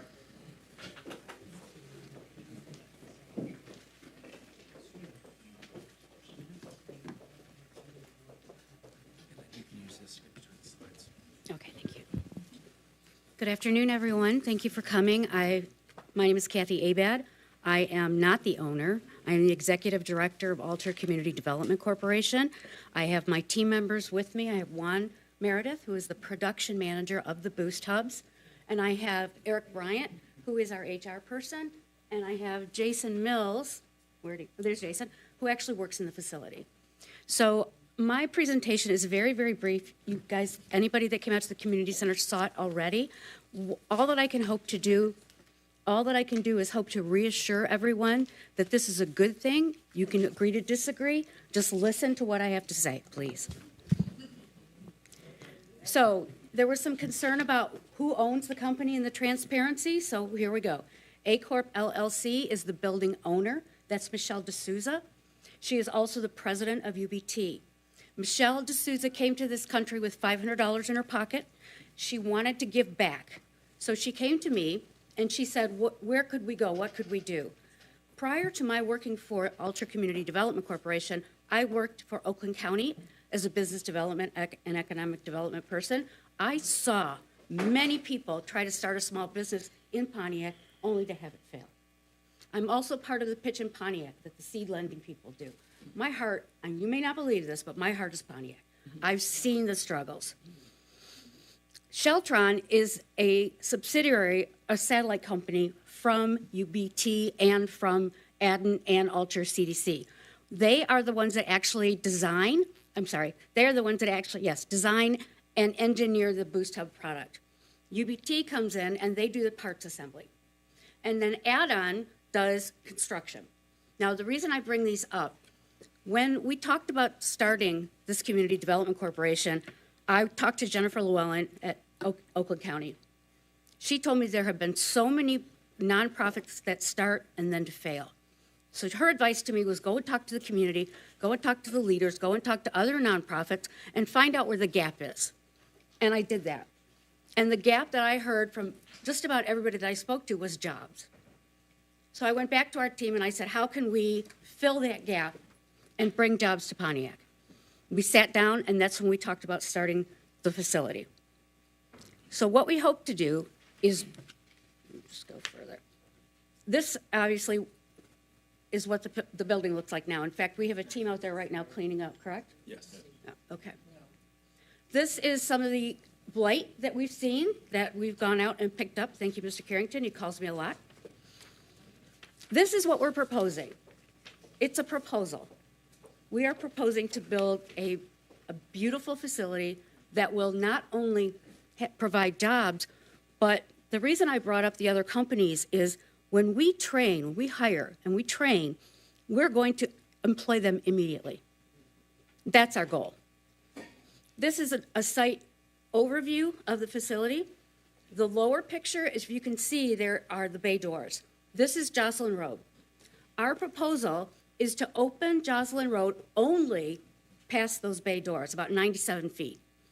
The reason to do that is that the trucks can come in off Perry Street and employees can come right off Perry Street and go right into the parking lot. So our goal with trucks is to limit that. In fact, we have material delivered probably once a month, Juan? Once a month? Yeah, so there's not going to be trucks in and out of there at all. Okay, there we go. So Mark already provided top views. I'm going to go through this really fast. Where you see, this is Jocelyn Road. This is the blocking of Jocelyn Road at this point. And this is from Google Maps. This is the overview of Mark Twain Elementary School. The school right now is 50,000 square feet. That's the building we're proposing. We're not proposing to do anything with the back of the building because we want to provide green space. This is the boost hub. We do not manufacture it, we assemble it. These can also be used as a backup generator in the event of a power outage. So, bringing new opportunities to Pontiac. With this facility, there's no noise, there's no waste, there are no batteries on site. We intend to ship the batteries directly to the customer. No storage outside, no hazardous emissions, no heavy machinery or equipment, and no traffic through the neighborhood. That's all I have to say. I'm going to give the floor to Juan for just a second. Or Eric? Oh, okay, Eric. Hey, my name is Eric Bryant. So I'm with HR and recruiting. So the first, I'll go over the jobs. So like Mr. Wilson said over there, for the jobs that require just higher ends of education and training, we will be providing, working with Michigan Works to get people trained up on the jobs. In the meantime, they will be given immediate entry-level jobs within our company. We have lots of satellite companies, including Add-On and O'Reilly, which provides different jobs nationwide as well as here throughout Michigan, just to ensure that everybody is able to get a job while they're also training and to get to where they want to be. We have a number of companies outside of just assembly, and if even anybody wants to go into just tech or construction or even engineering, we'll be having all programs to get those trained up and ready to be employed. We'll be looking to employ just for the size of the building, and the immediate area will be the first people to get the job opportunities that we are providing.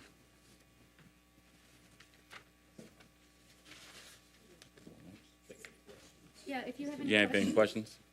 All right, Councilwoman Rutherford, followed by Councilman Parker and James. For clarity, what is the base salary of?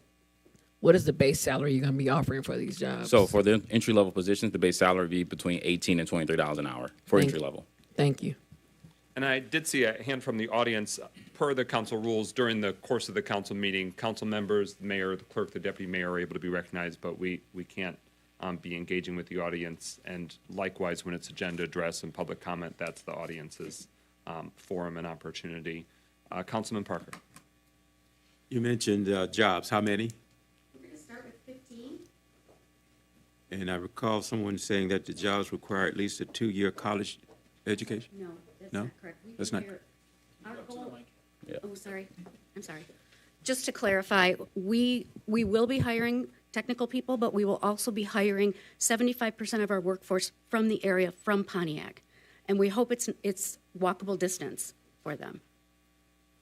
And we will be providing wraparound services such as mentoring, job development, skills, training.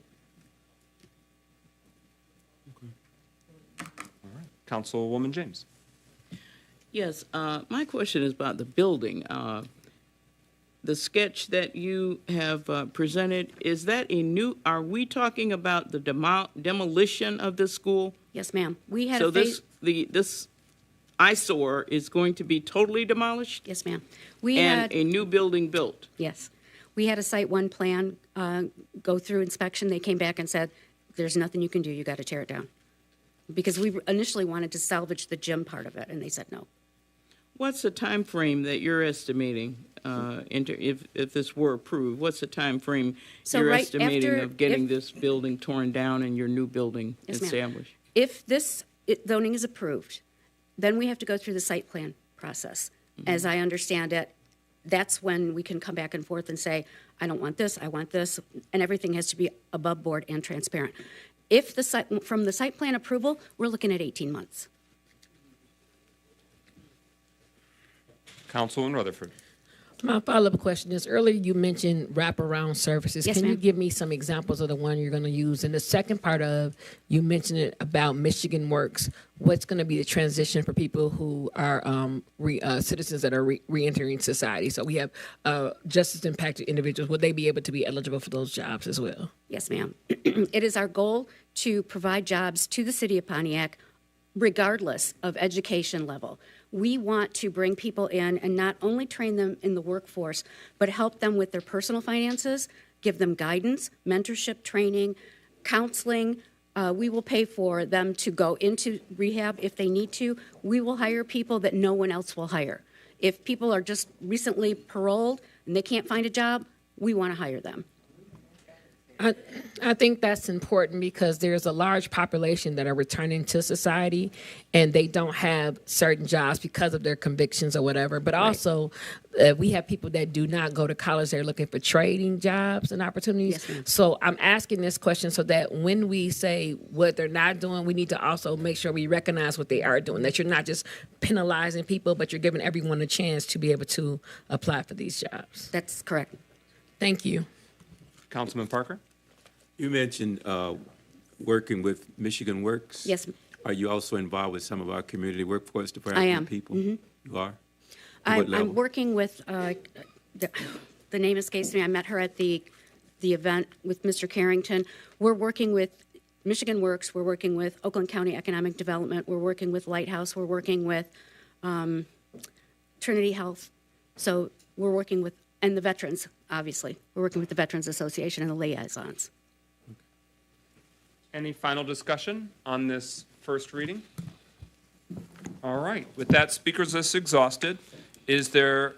So moved. Well, it's been moved and seconded, so hearing nothing further, roll call on adoption of acknowledging that has been read for a first time. Clerk Doyle. It wasn't. Oh, okay. I moved it. Okay, it's been Support. moved by Councilman Rutherford, moved seconded by Councilman Nicholson. I'm sorry, I went right into No worries. that lengthy review. All right, hearing no further discussion, moved by Rutherford, seconded by Nicholson, to acknowledge that it has been read by a first time. And Manager Yandrick, is your expectation that the second reading will be at next week's City Council meeting, or does it need to?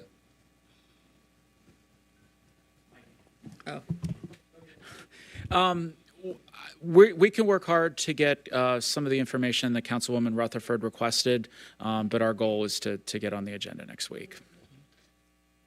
In saying that, can we do it in 2 weeks just so that we have all that data so we can ask all those questions at that time? Sure. Well, we can review.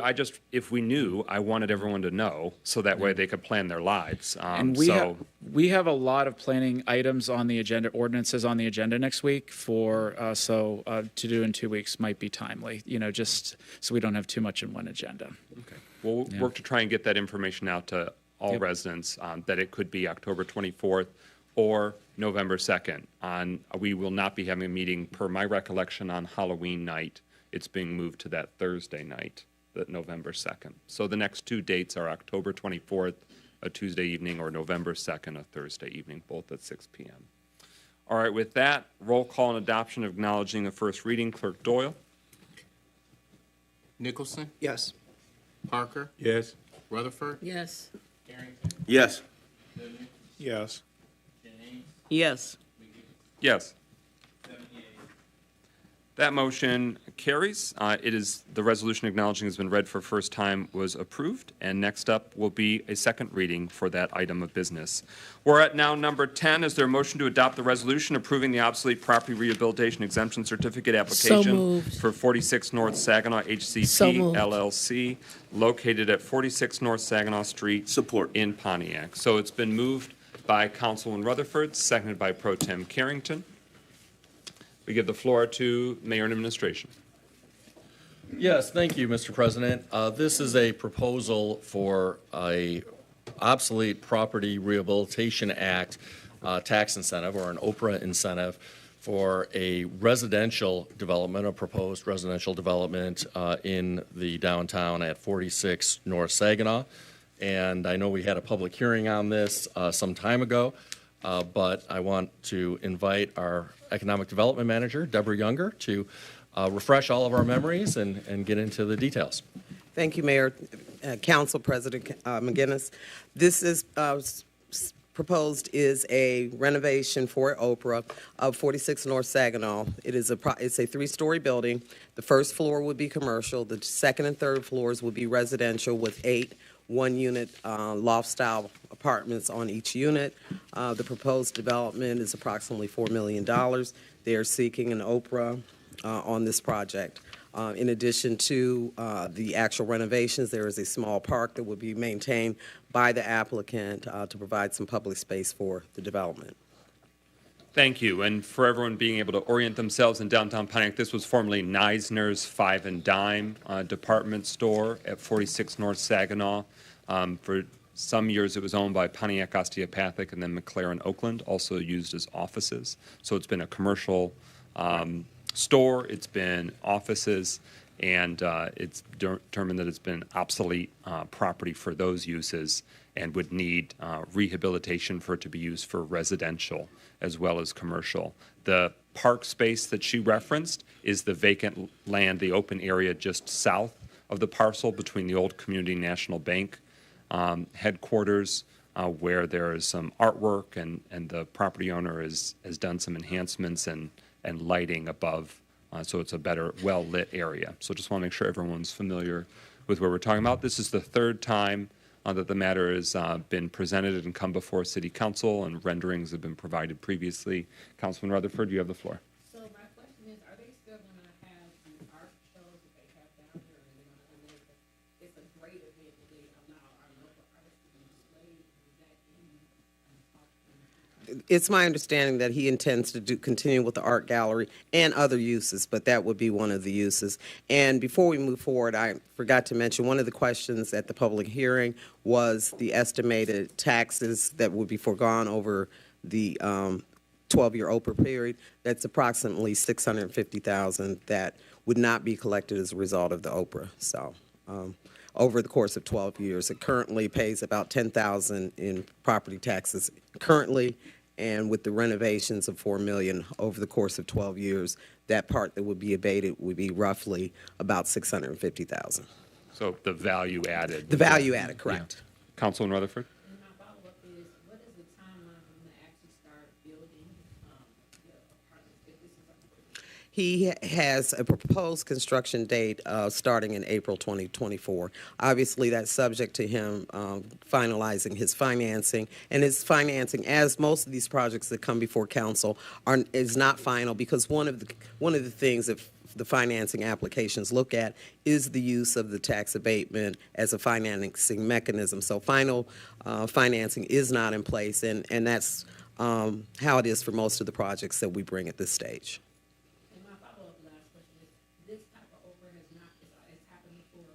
Correct.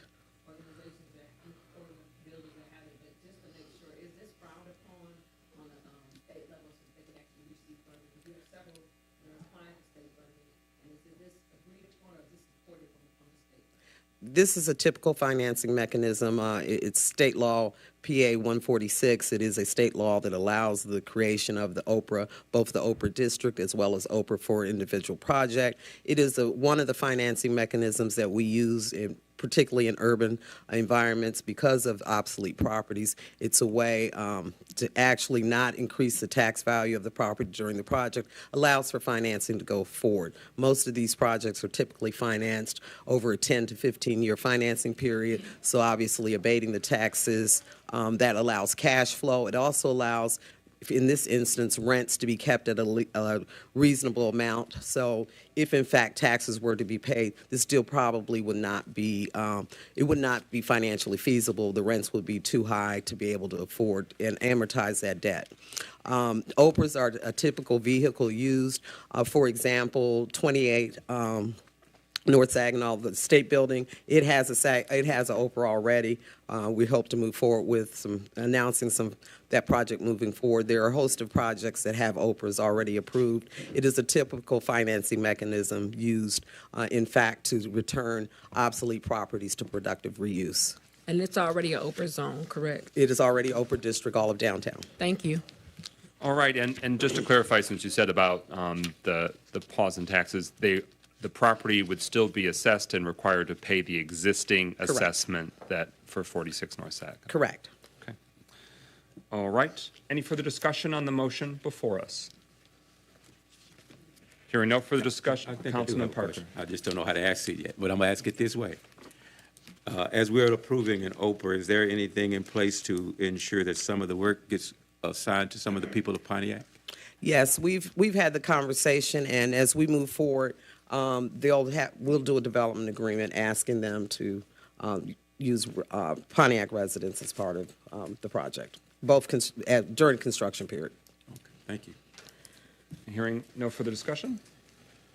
Roll call on adoption of the motion approving the resolution, the resolution approving obsolete property rehabilitation exemption certificate application for 46 North Saginaw HCP LLC, located at 46 North Saginaw Street in Pontiac, Michigan. Roll call, Clerk Doyle. Parker, Yes. Rutherford, Yes. Yes. Harrington, Yes. Goodman, Yes. James, Yes. McGinnis, Yes. Yes. Motion carries. The resolution is adopted. Is there a motion to adopt the resolution approving the obsolete property exemption So certificate moved. application for 48 West Huron? It's been moved by Councilman Rutherford, seconded by Councilman Parker. 48 West Huron Street has historically been known as the Pontiac Press Building or the Oakland Press Building on Huron in downtown Pontiac. That is located in an existing Oprah district. It was previously presented during a public hearing with renderings as well about where the site is in location. So we give the floor to Mayor Grimal, administration. Thank you, President McGinnis. The current agenda item, as well as the next one, have been brought to us in relation to a development that would ultimately involve some residential, although the two properties in question would not be used for residential. The Oakland Press Building would be used for a variety of uses that I know our manager talked about when this came before council a week ago, and I'll allow her to get into the details of that. But this building, as everyone is aware, has long been vacant, and even when it was operated by the Oakland Press, it was a very strange configuration for a building. So it really is obsolete, I would say, in more ways than one.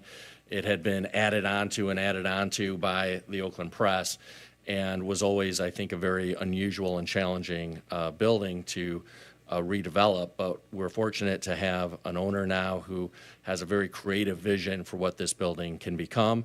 And I'll turn it over to Manager Younger to get into the details. Again, thank you, Mayor, Council President McGinnis. As indicated, this is the former Oakland Press Building. It is 100% vacant, has been vacant for several years for the most part. This proposed reuse would be a mix of restaurants, office space, and other commercial uses as well as flex space. The development is proposed at about approximately $7 million. Again, the question of how much abatement would be on the building as a result of freezing the taxes at its current rate. It's currently taxed about $15,000 per year. The estimated tax freeze amount would be about $750,000 for this building based on estimated renovations of approximately $7 million. Thank you. Councilwoman Rutherford. Yes, last week it was mentioned that there would be a community space for people to be able to use this building as well as for the art. Is that still going to be something that That's contemplated, absolutely.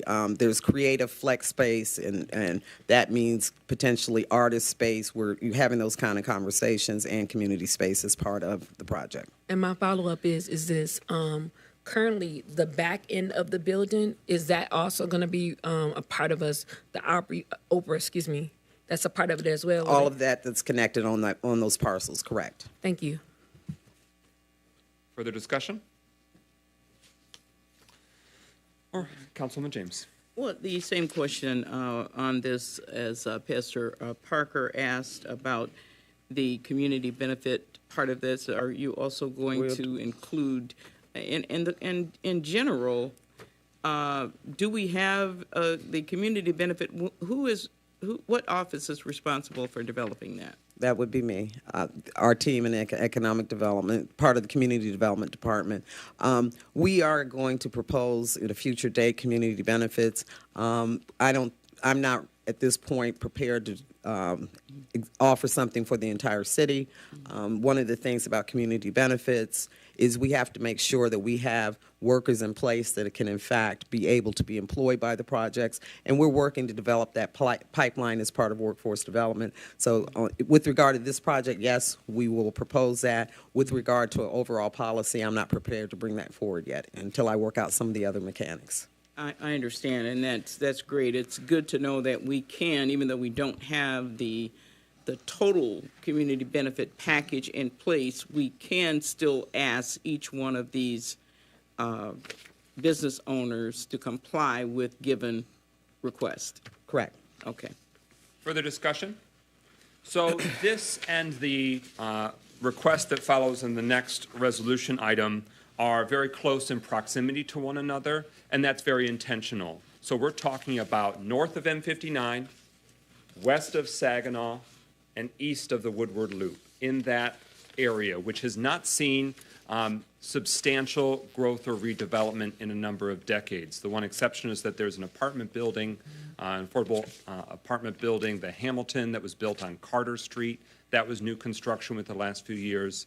But if we're looking at north of M59, west of Saginaw, that there have been consistent limitations in terms of vacant land that's not been redeveloped, dormant and obsolete buildings that have not been redeveloped, and even those buildings that are still active, they have not had occupants leasing them. There are a number of vacant storefronts even facing Saginaw. So this is a great opportunity for us to maximize the possibilities for residential, commercial, and public uses in this activated area of downtown Pontiac. And it is unfortunate that the business of newspapers changed so dramatically that a long-time business and employer no longer it's a shell of its former self in terms of the size and number of employees, but even just the building, they no longer even occupy it. They relocated to Troy. And so we no longer have neither the Pontiac Press nor the Oakland Press in that once very crowded and busy part of northwestern section of downtown Pontiac. Any further discussion? Hearing no further discussion, roll call and adoption of the resolution approving the obsolete property exemption certificate application for 48 West Huron Street. Clerk Doyle. Rutherford, Yes. Carrington, Yes. Goodman, Yes. James, Yes. McGinnis, Yes. Parker. Yes. 6 yeas, no nays. That motion carries. The resolution is adopted. Is there a motion to? So moved. Is there a second? Support. So we're at number 12 now, the resolution approving the obsolete property exemption certificate application for 91 North Saginaw Street in downtown Pontiac. Councilman Rutherford moved and Councilman Parker seconded. So that's not now before us. Previously, a public hearing was held. We've alluded to some of these matters. The applicants are the same individuals and business owners as the previous action just taken. And for frame of reference, this is the former Federal's department store that's at the corner of Saginaw and Warren Street. It is at various times been called the Waterman Center or the 91 North Center. That is the building in question. Council, I'm going to floor it for them to present, and then you'll be first on the Thank speakers you. list. Mayor and administration. Well, thank you. I think you summed this up well. I would emphasize that the proposed uses of this will be more varied and I think more exciting and more enhancing to the community than the current use alone. The current use is just office, really. There have been some retail outlets, if you will. Retail's maybe a little bit of a stretch, but there was a doctor's office in there, which I suppose is a form of a retail outlet of sorts. But it really is just office space in there now, and it's underoccupied. So my understanding is that most of the space in the building is not currently being utilized. The proposal would include some true retail that faces the streets, from restaurants, and it would really help activate downtown and make downtown more energetic, more walkable, and just improve the overall quality of life for everybody in our city. So with that, Manager Younger. Thank you again. This proposed project is being referred to as El Central. It will be the headquarters for La Familia. For those of you who are not familiar, La Familia is a large public service nonprofit that provides a lot of services, from healthcare clinics to business training to bilingual services. This would be their headquarters. In addition, there would include a 140-space parking deck, and then ultimately there would also be some retail on the first floor. This is proposed approximately about an $8 million project, and with regard to foregone taxes, we estimate about $950,000 over the course of the Oprah. And it's worth pointing out that once that 12-year period of the Oprah ends and sunsets, then that increased value is what the tax rolls of Pontiac would be receiving, a substantially higher amount. Correct. And again, typically the foregone taxes has helped to amortize the debt service on the property. A typical project like this would have a 12 to 15-year financing stream. It could be longer, but typically this helps amortize that debt and makes projects be able to move forward. As we've mentioned, these are obsolete properties. The rehabilitation costs are far in excess of a normal project, and hence we need some kind of incentives to make them go forward. Currently, the building is about 20% occupied. They are all short-term leases, and they're all paying well below market rate currently. Councilman Rutherford. So that was going to be my question. There's two businesses that I know that are located in that building, Luminosity Naturals and Dr. Martin. If we were to approve this, is their rent going to automatically be raised? Because some of them are small business owners, i.e. example, Luminosity Naturals, and that would actually cause a problem when they just started their business. So is there any accommodations that's going to be made for them? That's the first part. Number two, Dr. Martin has a history of clients that actually go to the dentist there. Is there going to be some accommodation made for his rent, or are we going to automatically spike it up? And if what are those accommodations? The applicant is here. I have not been involved in the individual negotiations with the current tenants, so if he'd like to speak to that, I'd like to yield my time. Thank you. Thank you all very much. I'm Dennis Griffin, the owner of 91 North Saginaw. Our policy is to not remove existing tenants. What happens with a new purchase is a property can be uncapped, and oftentimes with an uncapping, we would have to pass through additional taxes. In this case, our intent is to keep rents the same. There are some changes that we do ask, and it's with discussion with our tenants. Energy prices are increased. We oftentimes ask our tenants to participate in energy, but base rents are generally kept exactly the same. Right now, the tenants in most cases have no lease contracts. We would enter into a lease contract with them so they have certainty of occupancy in the building, and I call it my hit by the bus. I want to set people up. If something happens to me, then they have some permanency in their building. So my follow-up question is it in writing that their rent won't be raised automatically? And if so, can it be put in writing? Because that was some of the concerns of the people that actually are in that building. Like, they feel as though they're going to be moved out automatically. Luminosity Naturals is actually doing an amazing job. It is a Black-owned business by an African-American woman who's just literally located her whole life to be downtown. And so I'm fearful, and I'm not just picking on her, I'm just in general. It's like 4 or 5 different companies that's in that building that are fearful that the rent's going to be automatically raised. So is that in writing? And if so, can we get that in writing, please? It's not in writing now. It'd be very difficult to put intent in writing, but I can say that we don't like to lose tenants. We like to have them and nurture them. The tenants may get relocated within the building for different uses, but I'll make the statement today, and it'll hold true that we'll work with them in beyond good faith. Further discussion on the motion before us? Councilman Parker. Just a quick question, Ms. Younger. Yes. We're authorizing a tax abatement, correct? Correct. Is anybody paying taxes on the building correct right now? I'm sorry? Are there taxes being paid there? Yes. Now? Yes, So by the what- owner, current owner, yes. so once They're we about approve- 15,000 a year. So once we approve that, they stop paying taxes, right? No, they pay the 15 that they're paying currently. They just Until- don't pay the increase in the assessed value. Okay. So how do we offset, as have we approved, looking at approving on this, how do we offset the loss of that tax, the taxes for these properties? Well, Or do you we? have other things, for instance, income taxes by new workers that will be generated in that property, vibrancy to downtown.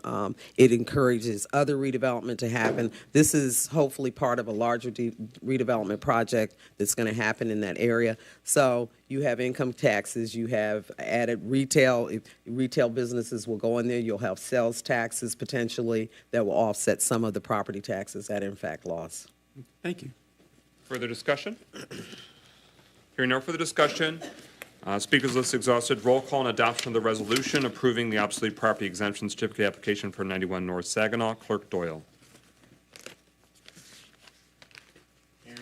Yes. Goodman, Yes. James, Yes. McGinnis, Yes. Parker, Yes. Yes. 6 yeas, no nays. That motion carries. The resolution is adopted. Thank you very much for your proposal and continued investment in the city of Pontiac. And just as an editor's note or, housekeeping matter, there was a deadline in the coming weeks with the state of Michigan when it comes to getting in Oprahs before the year concludes. That's why you're seeing more Oprahs than usual now. And it probably be a number of months before we'd see any new requests come in. But of course, they'll have to follow the same process with public hearings and other consideration in public forums. So we'll bring those to the community and this council for consideration if and when they do. Is there a motion to adopt the resolution approving the right-of-way use agreement with So United moved.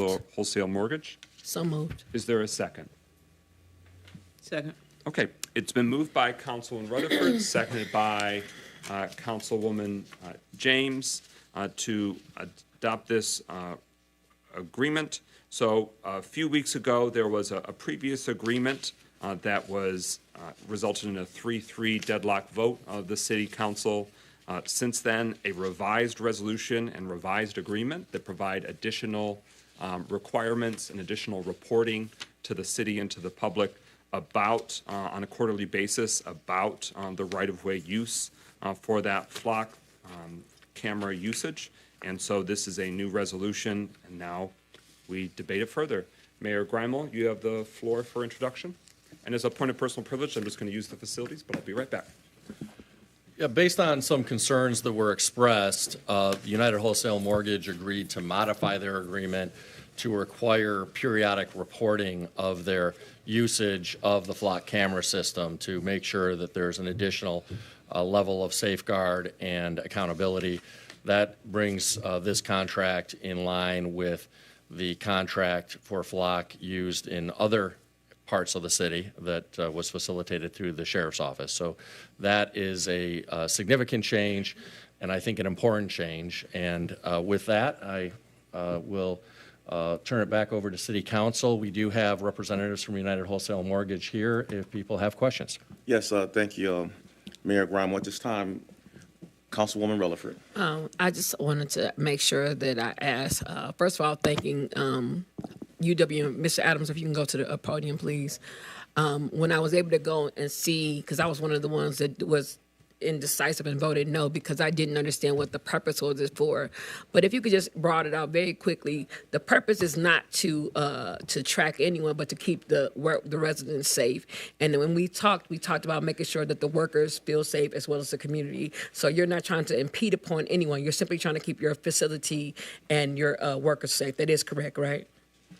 That's correct, Councilwoman. Absolutely correct. I did. Thank you so much. Yep. Thank you. Thank you, Councilwoman Rutherford. Any other questions? Mike, I turn the chair back over to you. We already had discussion. I'm sorry. Councilman Goodman? I'm not going to belabor this point any further. I've made my multiple comments about how I feel about the flock security camera. Again, not towards UWM specifically, but as a whole. So I will be voting no on this. Any further discussion? Hearing nothing further, speakers list is exhausted. Roll call and adoption of the resolution approving right-of-way use agreement with United Wholesale Mortgage. Clerk Doyle. Goodman, No. James, Yes. McGinnis, Yes. Nichols, Parker, Yes. Rutherford. Yes. Carrington. No. 4 yeas, 2 nays. The motion carries. The resolution is adopted. Thank you for your time today. Is there a motion to adopt? So moved. Chuck, come on, man. We're at number 14. The resolution designating DLZ an on-call architectural engineering firm that DPW is authorized to assign projects consistent with city code, policies, and existing budget allocations for such purpose. So moved. I use back. Is there a second? Support. Okay, it's been moved by Councilman Rutherford, seconded by Councilwoman James. This was actually before us and postponed. Did get a motion in a second? So with that, it was discussed last week, and we're revisiting the matter as further review is done. Mayor Grimo, you have the floor. Thank you. This was postponed to make sure that the resolution was clear about the length of the contract, and I'd like to invite our wonderful purchasing manager, Alicia Martin, to the podium to talk in some additional detail. I know we talked quite a bit about this a week ago, but also to answer any questions the folks may have. Good afternoon. All right. Any further discussion? Okay, and just so that the community is aware, in case you weren't engaged last week, DLZ is one of multiple firms that in the past, and architectural firms and engineering firms that we use for city business, and there are other firms as well. And that also is the firm that fulfills our city engineer services.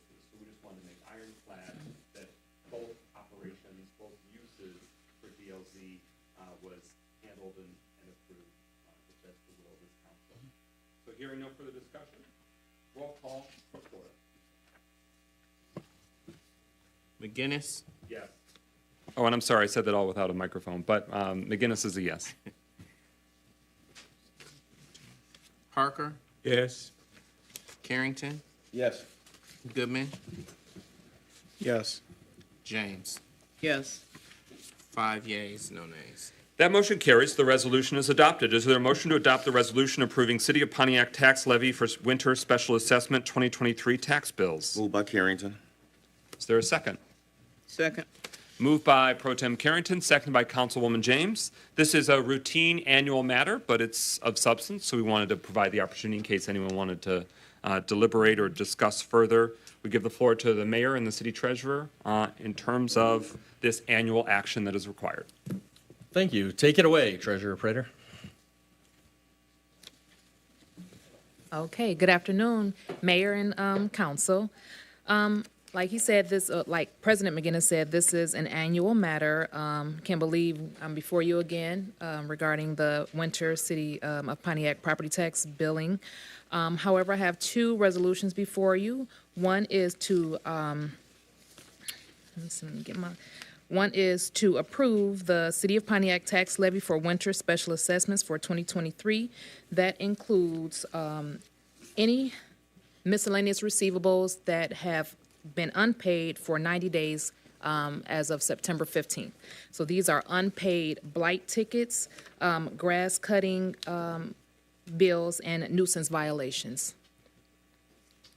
Okay, so you heard me reference earlier when we announced the really robust enforcement that we've done on grass violations, et cetera. If it's gotten to a really severe point and it's cut, for example, by the city contractors, we don't want all the taxpayers to have to shoulder that burden. That property owner would have to pick up the tab due to their lack of maintenance. So that's one example that she's given, but not the only, about these special assessments. Any further discussion on the motion before us? Hearing no further discussion, it's adoption of the resolution approving City of Pontiac tax levy for winter special assessments on the 2023 tax bills. Clerk Doyle. Parker, Yes. Yes. Carrington, Yes. Goodman, Yes. James, Yes. Yes. 6 yeas. That motion carries. The resolution is adopted. In a similar vein, is there a motion to adopt the resolution approving the drain and lake assessments? moved. Is there a second? Support. It's been moved by Councilman Rutherford, seconded by Pro Tem Carrington. Again, this is an annual routine action, but it's determining whether we wish to authorize placing on the winter tax bills for those specific parcels that have drain and lake assessments, and that's impacted based upon their property being served or impacted by those drains and lakes. Madam Treasurer, you have the floor. Microphone.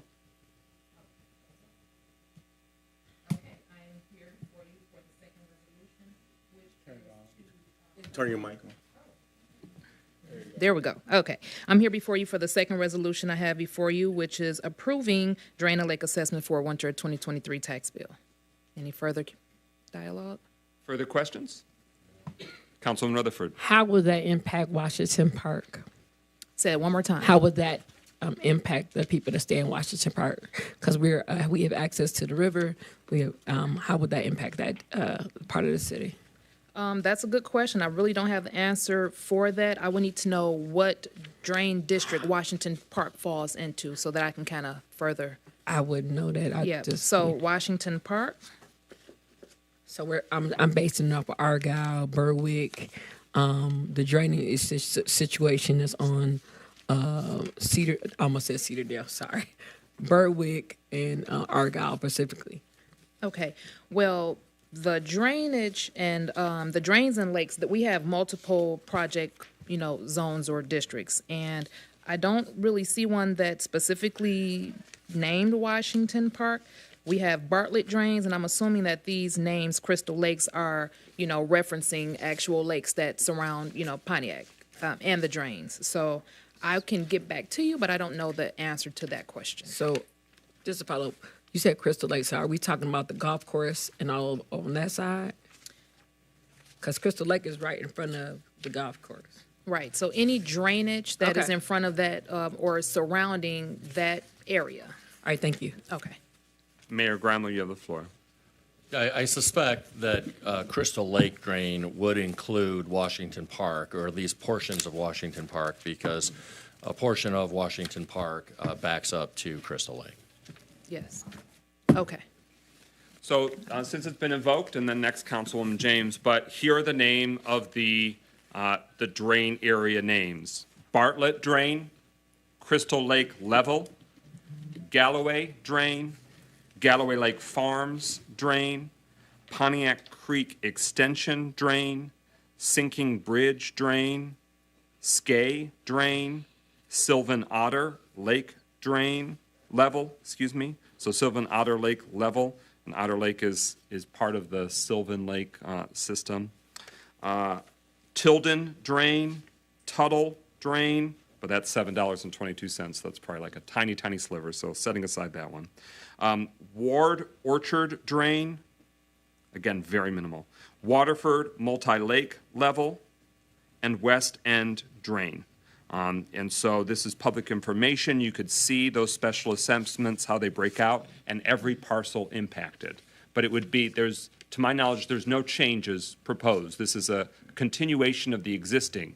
So if you last year had paid a parcel property tax and there wasn't a drain or lake level on it, it's not springing something new. And is that a correct assessment, Madam That is Treasurer? correct. And the average amount that will be assessed is $3.28. That's the average. We have some that are 20 cents, 5 cents. So it's not a huge impact. And I would like to also add that the total amount that is being assessed for this year is less than what was last year. That goes for the previous resolution that was adopted, drastic, decrease in billing. Thank you. Councilwoman James?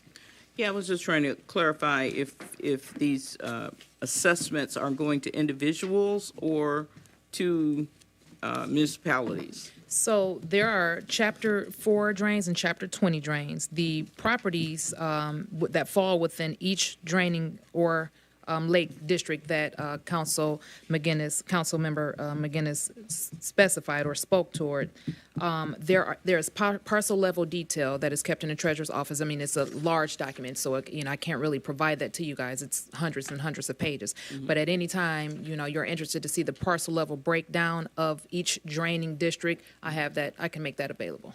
But these are going to actual individual parcels? Yes, the Okay. property amount of $18,261.55 will be spread throughout each district. Okay, thank you. And so that would be some residential, some commercial. Yes. And other uses depending on the use. Some of it may be vacant land, some of it may be improved or developed. But I just will offer that the county treasurer's office is available if you have any questions as well. In terms of that, they've provided information regarding how you can contact, but the treasurer's office in the City Hall here, you can find out more detail to find out if it applies to you as well. But so this is a decrease from last year. Yes, that's Okay. correct. Any further discussion? Hearing no further discussion. Roll call and adoption of the resolution. Clerk Doyle. Parker, Yes. Rutherford, Yes. Carrington, Yes. Goodman, Yes. James, Yes. McGinnis. Yes. 6 yeas, no nays. That motion carries. The resolution is adopted. We are at public comment. Who's first? Pro Tem. Yes, Mr. Paul Wilson.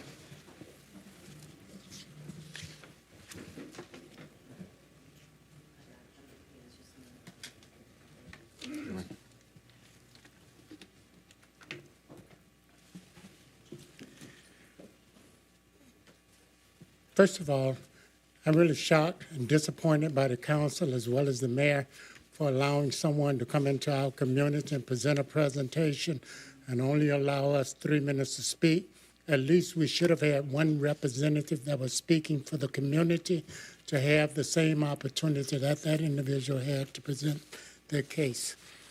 However, with that being said, I state again that I do have a petition, and I stand behind this petition, of people that signed from Pontiac Knowles, over 130 plus, that clearly stated they was unaware of this.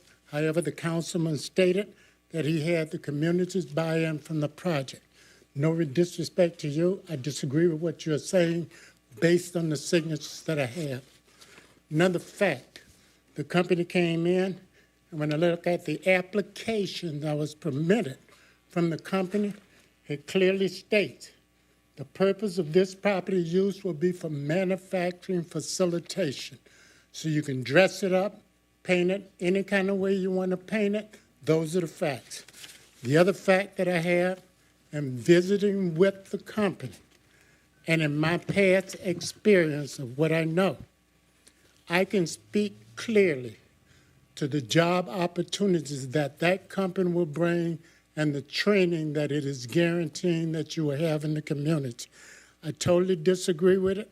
I did ask to see some of the training processes they had when I was visiting the facilities, and I did not see anything that indicate that they had an EIT program or an apprentice program in place. I would like to caution you and let you know that based on the numbers that we have, we do not want to see our residential neighborhood or any residential neighborhoods in the city of Pontiac change to C3 zoning. The Planning Commission just showed you all of the things that can apply to C3 zoning. So irregardless of what letter the attorney presents or how you try to paint it up, he did warn you as city council members that these are the things that can appear on the C3 zoning. Thanks for your time. No, one last thing. They clearly stated that people coming out of incarceration did not have an opportunity. Not true. Our company used to partner with a group called Life Beyond Reentry, which was right here in the city of Pontiac. And for some reason, they could not get enough funds to fund it. Thank you, Mr. Wilson. Ms. Karen Jorgensen. Mr. Franklin McQueen.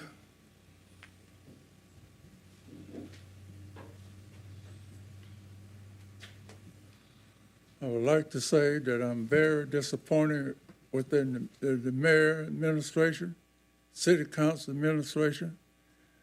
I'm not going to call her a name, but we only have one person up there who have some common sense about what is going on in Pontiac. What I would like to say is this right here. I would like for all the citizens of Pontiac to be aware, if the city council approved this zoning for this factory, whoever have property in that neighborhood, if they're going to expand it, if you disagree with it, what they will do, they will condemn your property and take your property. So I want you to be aware of what, once they sign an agreement, the rezoning, and give the authority to this manufacturer, and you have property there that you disagree with them that putting a road through there or expanding it, they will condemn your property and take your property. The reason why I know that, I have documented. They tried to do the same thing to my property. They rezoned the street Pikes down around Johnson. We live on, I live on Crescent. So they tried to take my property the same way. I had to file suit against Pontiac. So I got papers to let you know they will take your property when they rezone this area and give it to the company, and you disagree with whatever they're doing over there, they will condemn it and take it. Thank you. Thank you, sir. Mr. Carlton Jones.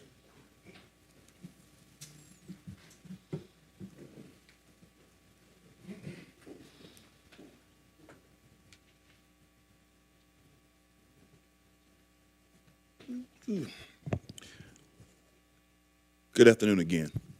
Now, you know, in any time that I've been coming down here and talking about workforce development, it's dear to my heart, and it's dear to this city.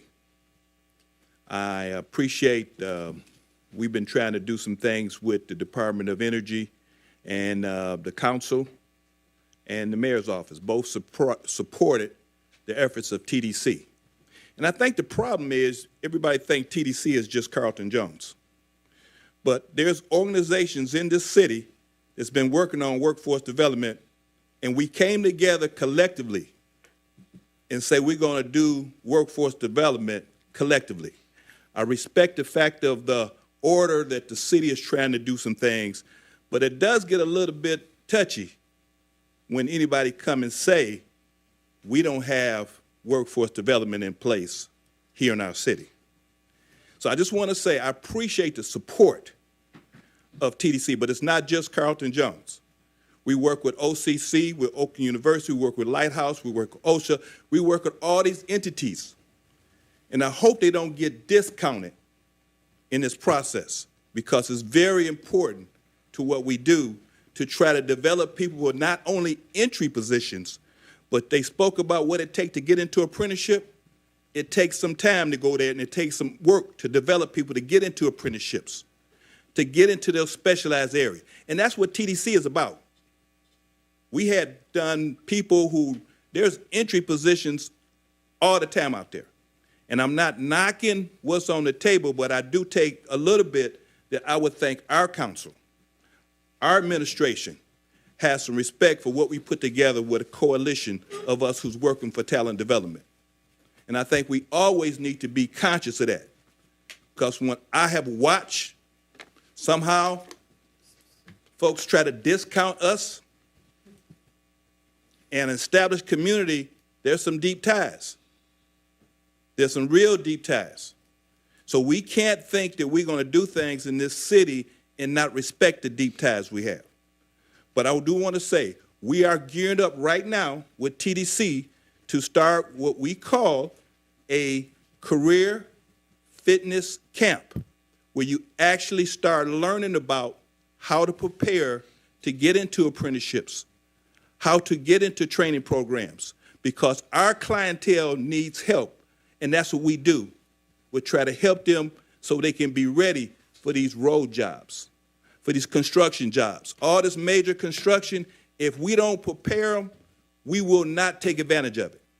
So I want us to be very conscious, and we're going to be hearing more about this career fitness camp that we're going to be doing here in the city of Pontiac. Thank you. Thank you, Mr. Jones. Mr. Robert Bass.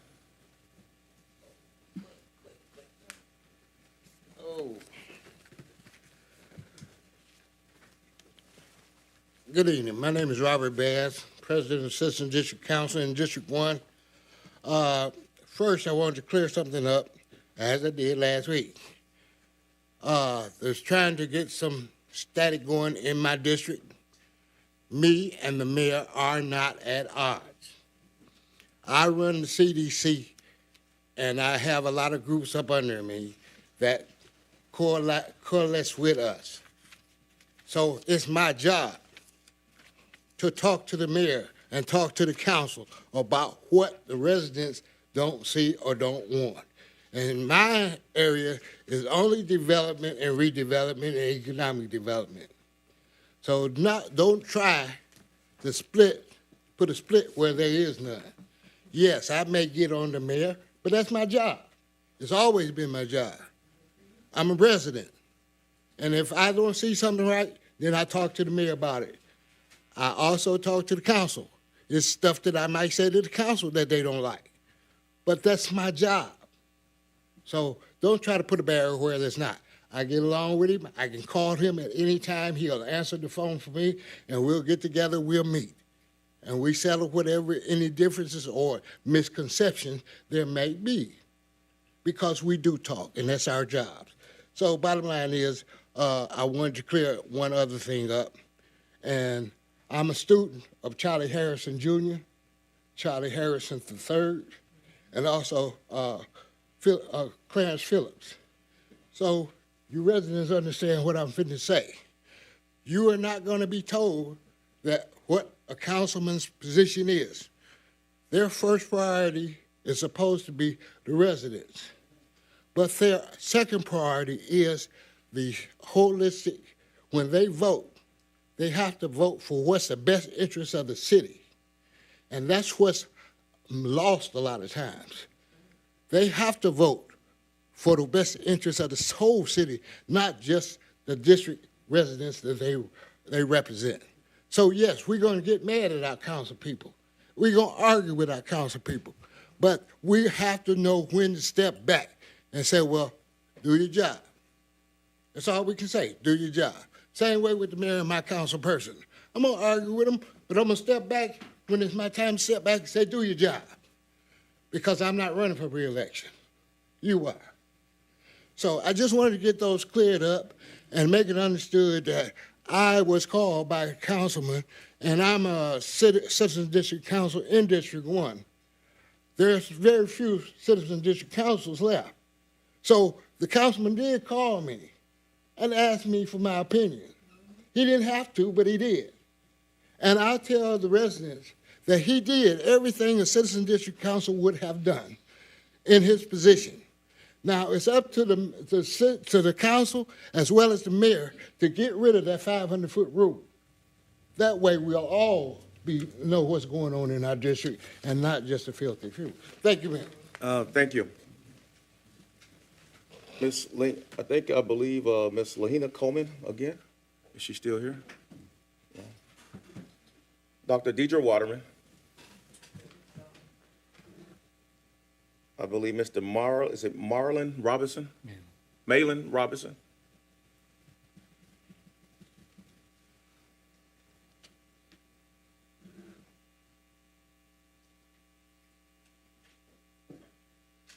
Good afternoon, Mayor, Councilman. As a lot have been said, I've been here coming down ever since the 90s. Due to things that happened at home, I wasn't able to come in 2000, but I was in a tendency in knowing what was going on with this council and in the city. It has been said many a times, you work for us. You have to be honest with the people. When I call my councilman so far, he answers and he try to help out. And I thank you. But I say again, you got to be honest with us. You can't let it, we've said it many a time, you can't vote for everything that's put before you to come and bring into the city because it's not good. They're talking about a factory. I worked in GM for over 30 years. Noise is noise. Funeral home director for 20. It's quiet there. But a factory, in order to make something, it's going to be some noise somewhere. People want to they worked in factories for over years.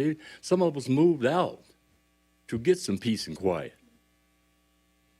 So now you're going to bring it back into their lives again? This is not fair. Ask yourself, search your soul, and think, and just see. Search it hard. Mr. Chuck comes down here, he voices his opinion. You need to listen to some of us old citizens, senior citizens. I am, and the rest of us. We know what we're talking about. We have been here all our lives. Some of you haven't been here over 20 years. Wasn't even thinking about a city council. But yet and still, it's not right. And by the help of God, you ain't seen nothing yet. Keep this up, and I guarantee you, it's not going to happen. The young people, they're not going to take this stuff that's coming up. You see the strikes that's going on now? When we was having contract, we strike, we said, well, okay, that's it. But this generation, you ain't seen nothing yet. God bless you, and thank you for your time. Thank you, Mr. Robertson. Mr. Renee Beckley.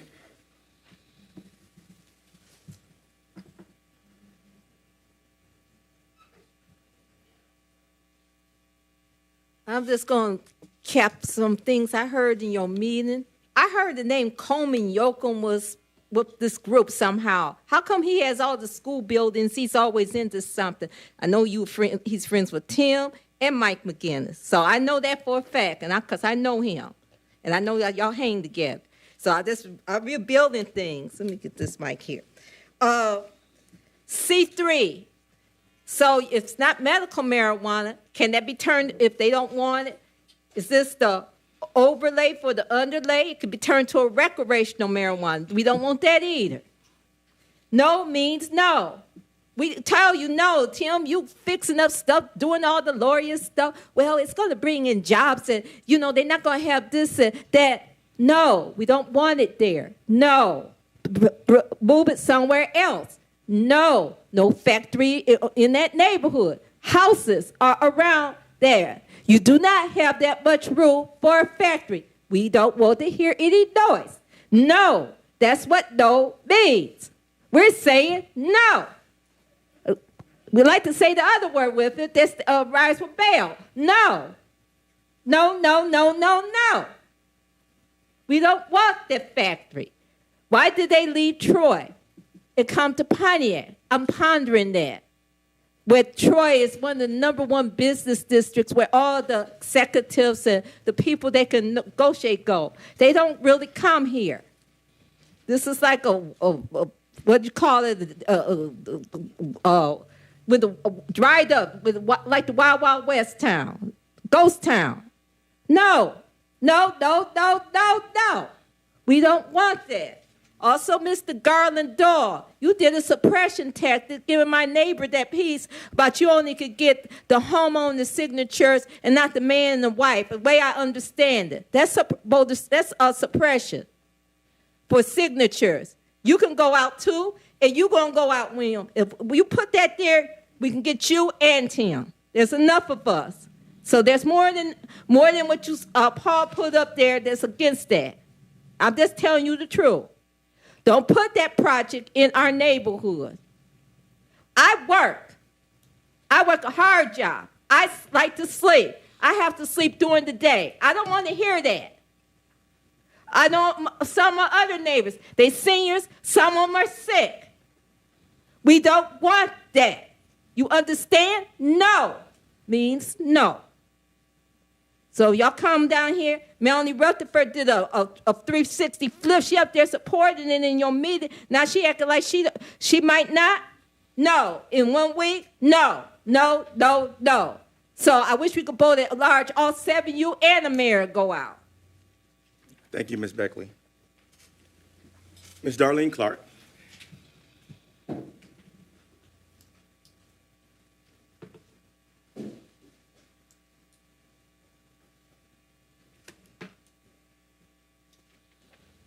Good afternoon again. My name is Darlene Clark, speaking as a resident.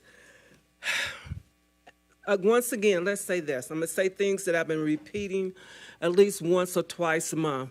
First, this council meeting is being heard from Washington, D.C., Florida, California, where all major investors are at, Arizona, you name it. This is being heard. We have residents that once lived in Pontiac as actually living in those states, but we also have politicians have a great investment in the city of Pontiac. Now, secondly, I want to say to you that I've been saying since I've been coming here, this is not a predominantly black neighborhood.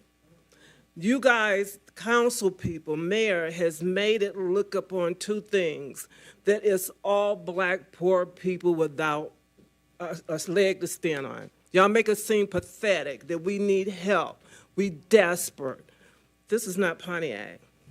Now, if the city is in this maze, it's not because of the residents, it's because the administration along with the council that has allowed things to get up under the crack. Crime is high here because of the administration and lack of hiring the facilities or the people, right people to do the job. Laws are being passed up behind doors without residents' participation. But when you want us to pay our taxes, you get participation. There's a big problem in Pontiac because I think I deserve Starbucks. I think I deserve a Barnes and Nobles. I think I deserve Budapest Grill, which is a very good Mediterranean restaurant. I think I deserve a good steakhouse to be inside the city of Pontiac. Those are values. You have to up your gains and values. Don't just give Pontiac people anything. My father didn't just give Pontiac people anything when he was building these streets. My father gave the best of the best, and that's why these streets today are still standing. So this is not a predominantly black city. We are not poor, pathetic people. We don't need investors coming in here for their opportunities, saying that they're trying to help us. They're not helping us because they're not even listening to us. Let alone if the council don't listen to the residents of the city of Pontiac, how do you expect the investors to do? You talk about blight.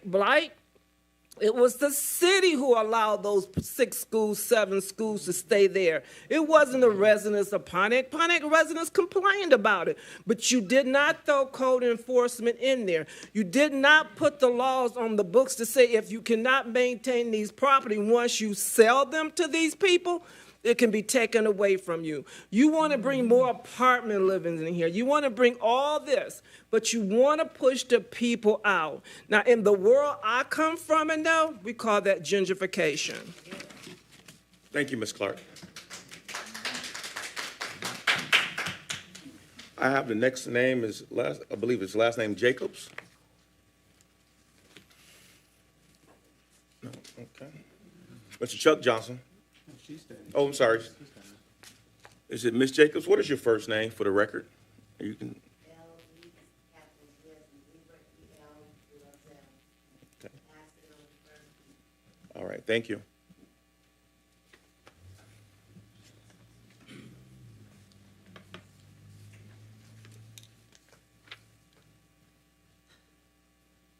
Hello, council, mayor, citizens. I've been here since 2007, fall. My mom had a heart attack. She moved here. She resided in Presbyterian Villages. When she passed, I wound up being homeless because I just came out of a divorce. I eventually wound up just getting a house. It needed a lot of work. They didn't tell me where I could get monies or funds or grants. By the time I found out that we do as citizens as homeowners, we do get dollars back from the federal government. Help us fix up our homes. It's just like maybe a couple of thousand, not that much. When I went to ask about it, they said I had to be in my home for 2 years before I could get it.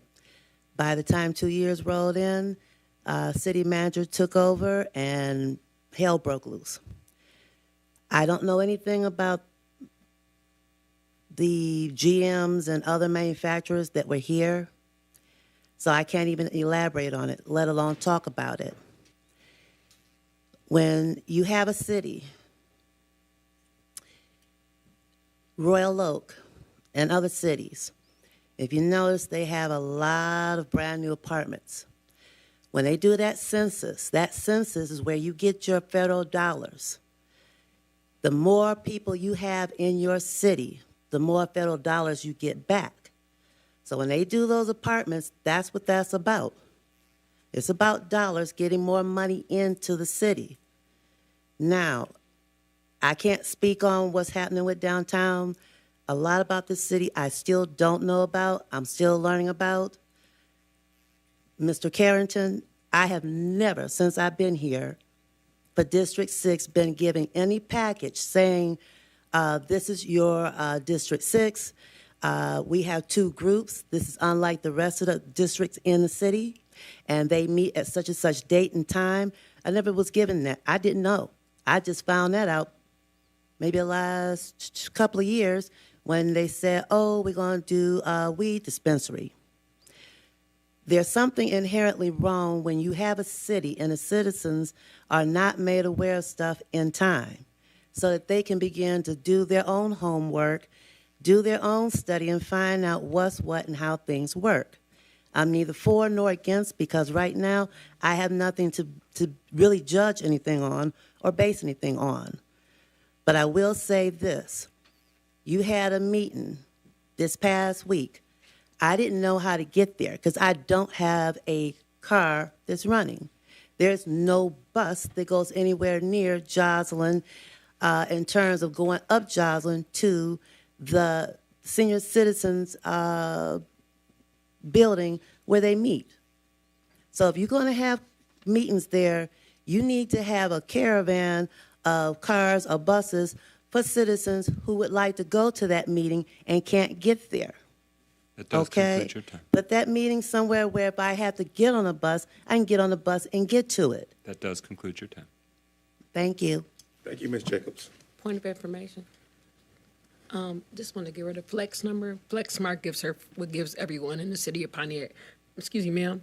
There's a program called Flex Smart that you can sign up for that will give you a ride for free within a 20-mile radius. I can get that information to you if you'd like. I tried Flex. Flex is full of crap. Okay. Mr. Chuck Johnson. That's me.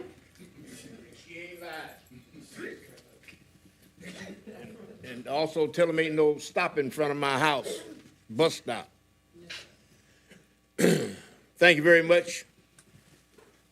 I want to start with number 4 in the subcommittee reports that had pertained to facilities and property. I've indicated at this mic more than one time about property that the city is trying to find for our DPW department.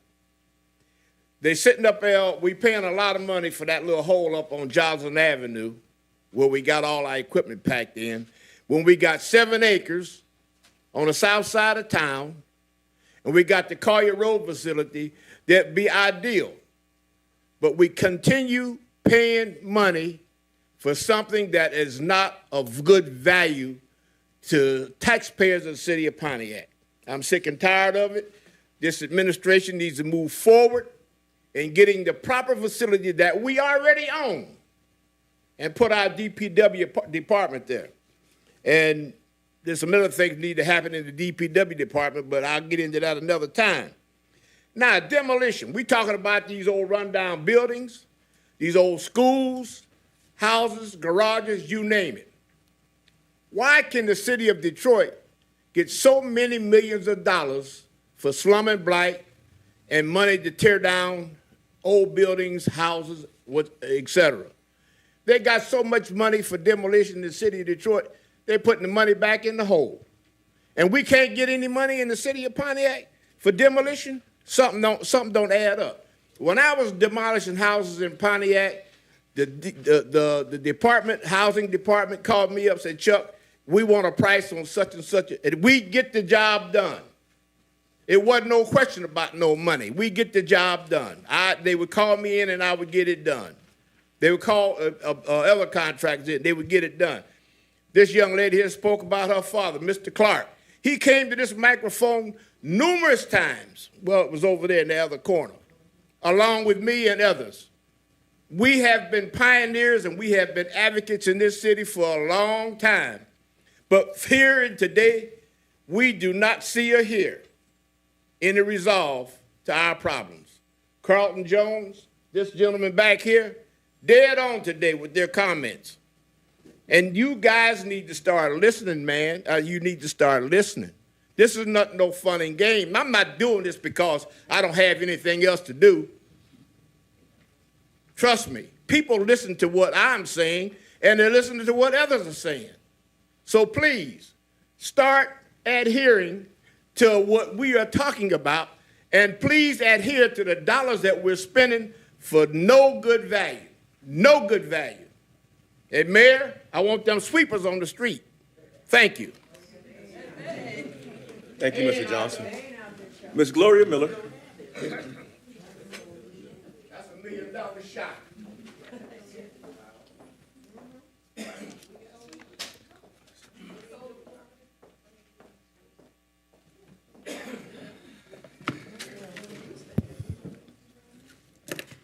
I want to get some things out the way for the citizens that live from day to day, something that's important to them. I want to ask the council, anyone that asks, when you do your closing comments, because I know you're going to hit me, and I'm going to be sitting right here waiting on you. Picking up leaves. When is the last day for you? When the city's going to stop picking up the leaves? And I'm seeing a lot on Facebook, people asking, is any church or organization giving out any turkeys? Free turkeys, anything. So maybe you guys can announce that at the end. I said I will announce that, and they don't even know I was going to do it, but I try to stay in tune with the people. Now, I'm going to start with, first of all, I don't live in the Knolls, but I like to look at it this way. I live in Pontiac. And I got a school too, Emerson. That's why I keep mentioning it. They're probably going to try to bring it there. I'm telling you already, I'm going to start getting my signatures before it starts. Because let me tell you something. You know, as I said before, it's a word that I really like to live by. And my constituents know, I love them. I care. I care about my city. I'll fight tooth and nail. And Bass, I love you dearly. But my job is not to get along with the mayor. My job is to make sure the mayor do what he's supposed to do, what he was elected to do. Okay? If he's not treating my people right, guess what? I'm coming at him. I don't care if he's going to call me back. You don't have to call me back. I'll recall you. The people get together and get rid of you. They work for you. And then there are things that they don't know that I know. I attend a lot of meetings around this city. I be all over. I ain't got nothing else to do. They should have never retired me. I got nothing else to do but keep up with what's going on in this city. Because I will not. That's why we are where we are today. We don't have anything. Because we have taken everything from the people that is nothing left here. And we didn't have it. You talked about the 10th council. I was on the 10th council. You said it's bad. Well, what about this one?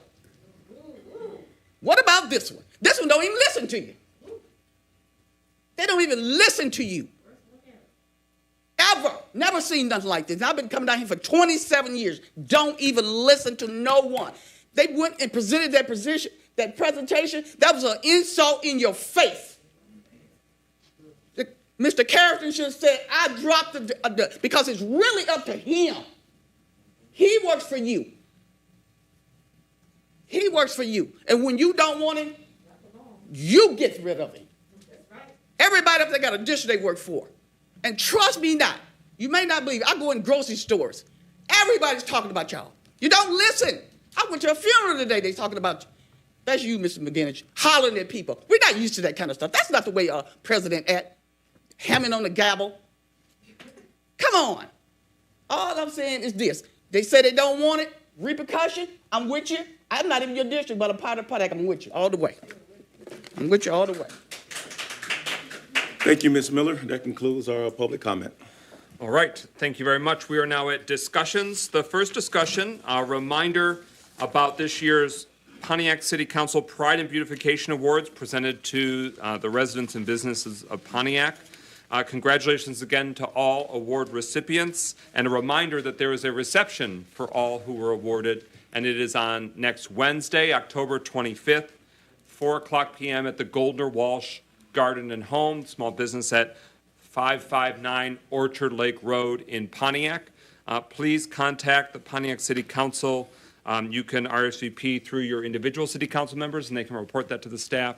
You can come in person or give a call or email, but please let the city council know if you plan on attending, so that way we can ensure adequate supplies and refreshments. Again, that's Wednesday, October 25th, is that awards reception that we are bringing back, as each year we try and strengthen and solidify that long-running tradition. Any further discussion on that? Just want to say I'm so excited about this. We have so many people in District 1 that are really trying to see who's going to win this year. It has been exciting to choose that the winners and the runner-up. So I am excited to see the District 1 show up and show out on October the 25th. Thank you. Thank you. Councilwoman James. And again, it is for those who receive the awards in their yard. Correct. All those people are invited to this reception. And so if you have not received an invitation, if you have one of the signs in your yard, you are invited. But we are asking that you call the number. Can you give the number again that you call to RSVP so that we can have an idea of how many people are going to be there? But if you did receive one of these signs in your yard, you are invited to this special beautification reception. And the phone number to RSVP is 248-758-3022. 248-758-3022. Thank you to Chief of Staff Hawkins for sending that from the other side of the wall, so that way community members can receive that. Hearing no further discussion, we move to the second discussion item, the Michigan Municipal League. I mentioned that at the start of the meeting, but just to emphasize, that's the reason why we have this unique time. The previous council would also have noon meetings as needed, but wanted to make sure that you knew that a number of city council members will be part of the City of Pontiac delegation to this annual conference. 6 of the 7 city council members attended last year as well, so that way we continue to receive direct information from the state of Michigan and other agencies about resources, funding, grant opportunities, placemaking ideas, connecting with other surrounding municipalities to improve and hone our service to you, our fellow residents of Pontiac. Councilwoman Rutherford? I'm just excited to meet all of the new people that are serving in their city, in their community. It gives us time to fellowship, to learn what they're doing, what we could do to improve, how we can actually engage and empower not only the council and the mayor, but also our citizens. So I look forward to what's going to happen this weekend. That's my comments. Any further discussion? All right, we are now at the next resolution. It's a resolution to go into closed session to consider and discuss a matter of pending litigation, Kyles v. City of Pontiac et al., U.S. Eastern District of Michigan, case number 22-12973, and for a confidential attorney-client legal opinion as requested by the mayor. So, this is a provision that allows us to discuss sensitive matters rather than doing it that's open, and that way those suing the city could hear what we're saying, or those that have a contrary position that would hurt us taxpayers. We have the opportunity to go into closed session to consider that. So this is the action that the resolution would take. It would authorize the city council to proceed in closed session pursuant to sections 8E and 8H, so that's subsection E and subsection H of the Michigan Open Meetings Act, which is MCL 15.268 to review and discuss the above referenced matter of pending litigation and a confidential attorney-client legal opinion as requested by the mayor. Is there such a So motion? moved. Is there a second? Second. It's been moved by Councilman Rutherford, seconded by Councilman James, that we move into closed session. If this passes, the meeting continues, but we will be in closed session. When we are done with that closed session, we come out, we vote to come out of closed session, and the remainder of the agenda continues. All right, with that, hearing no further discussion, roll call and adoption of the motion to approve the resolution going into closed session. Clerk Doyle. Rutherford, Yes. Carrington, Yes. Goodman, Yes. James, Yes. McGinnis, Yes. Parker. Yes. 6 yeas, no nays. That motion carries. The resolution is adopted, and we stand in closed session at 3:01 p.m. for the Tuesday, October 17th City Council meeting. You are welcome to remain. We don't yet know the extent or the duration of the closed session, but it will continue to be recorded as well. Thank you.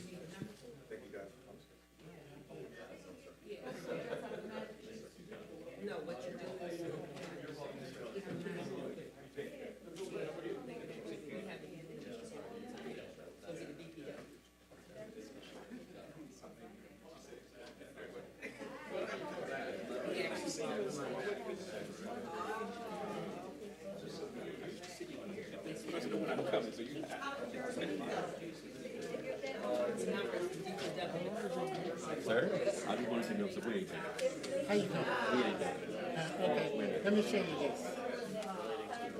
This is the list that I was given. And they said that. Nice to see you, Mr. Bass. Nice to see you. Nice to see you, Mr. Wilson. Okay, thank you. Nice to see you. Maybe there's just somebody who's giving me television in Pennsylvania. All these people, look at Bloomfield Hills, White House, Southfield, Clarkson, Waterford. How the heck am I supposed to get signatures? So I got signatures from 140 people. Look at these houses. All of these are boarded up. That's right there on Hopper Street, right behind Pontiac North Side. You tell me you talk to those people. Just know I'm not done. Yeah, because this is the list I got from the city. I know we voted that we heard it, but we ain't done And then secondly, how do you afford to let somebody come out and just talk more than 3 minutes? At least one person from the group should have had the same opportunity to talk. Okay. it. Got to get up to the And your name is? I'm Paul Wolf. I'm trying with 40 years and I've visited that place with the mayor. We don't want rezoning our residential neighborhood. I don't care what it's called. And let me tell you the truth about that situation. Truth is, I talked to 140 people that signed this petition and there's over 300 homes in the city of Pontiac. Some of them are boarded up. How can 140 people not have heard anything about it? There you go. I'm putting you for Pro Tem Carrington, closed session has begun.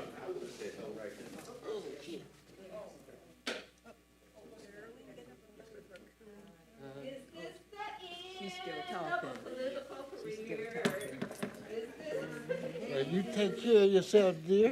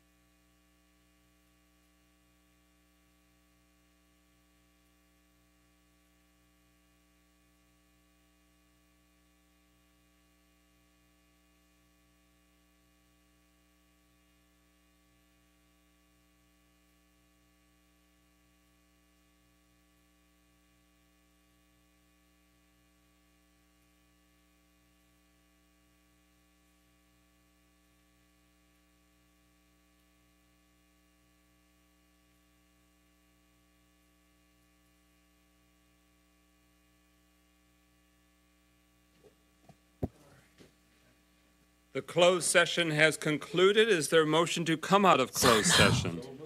Support. It has been moved by Councilman Parker, seconded by Councilwoman Rutherford, that we move to come out of closed session. Any discussion? Hearing none. Roll call. Clerk Doyle. Goodman, Yes. James, Yes. McGinnis, Yes. Parker, Yes. Rutherford. Yes. 5 yeas, no nays. All right, we are out of closed session at 3:52 p.m. We continue on the agenda. Next up are City Council, the public communications. First up is City Council. You see in writing here the various different activities happening in the community in the days and weeks to come. Please consult them for more information. One of them this week on October 20th, there's a Halloween party at Murphy Park from 5 to 7 p.m. Thank you to Yaktown, Don't Back Down, and Native Kings for presenting that. It is a District 7 project where we covered the cost of the park usage fee. That is at Murphy Park, MLK, near Osmond Street and Elm Street. Free event features candy, kids, party, music, costume contest, and games for Pontiac families and held on the east side. I want to also point out that on October 25th is the Fun Fest and Trunk or Treat that the Oakland County Sheriff's Department does with other community partners, including the city of Pontiac. This year, that's at the Pontiac City Hall complex in the parking lot. So, October 25th, 5:30 to 8 p.m., held here at the City Hall complex. All right, for the sake of time, we'll go now to the mayor for his communications. Thank you, President McGinnis. Just very quickly, we do anticipate that Orchard Lake Road will be reopened in the first couple weeks of November. We're looking forward to that construction being done and the road being resurfaced. I also, again, want to encourage people, young people primarily, although I suppose anybody can apply, for the Holiday Extravaganza Scholarship. In the past, this was a $1,000 annual scholarship award. This year, it is a $5,000 scholarship award. Applications are due by November 1st, so there are only a couple weeks left to get in that application. You can do so by going to www.holidayextravaganza.org and go to the scholarship section. And lastly, another reminder that, yes, we still have the Holiday Extravaganza Parade this year at 11 a.m., but we also have this year the Elf Run, which is a fun run beforehand starting at 8 a.m., and the Winter Festival downtown afterwards from noon to 3 p.m.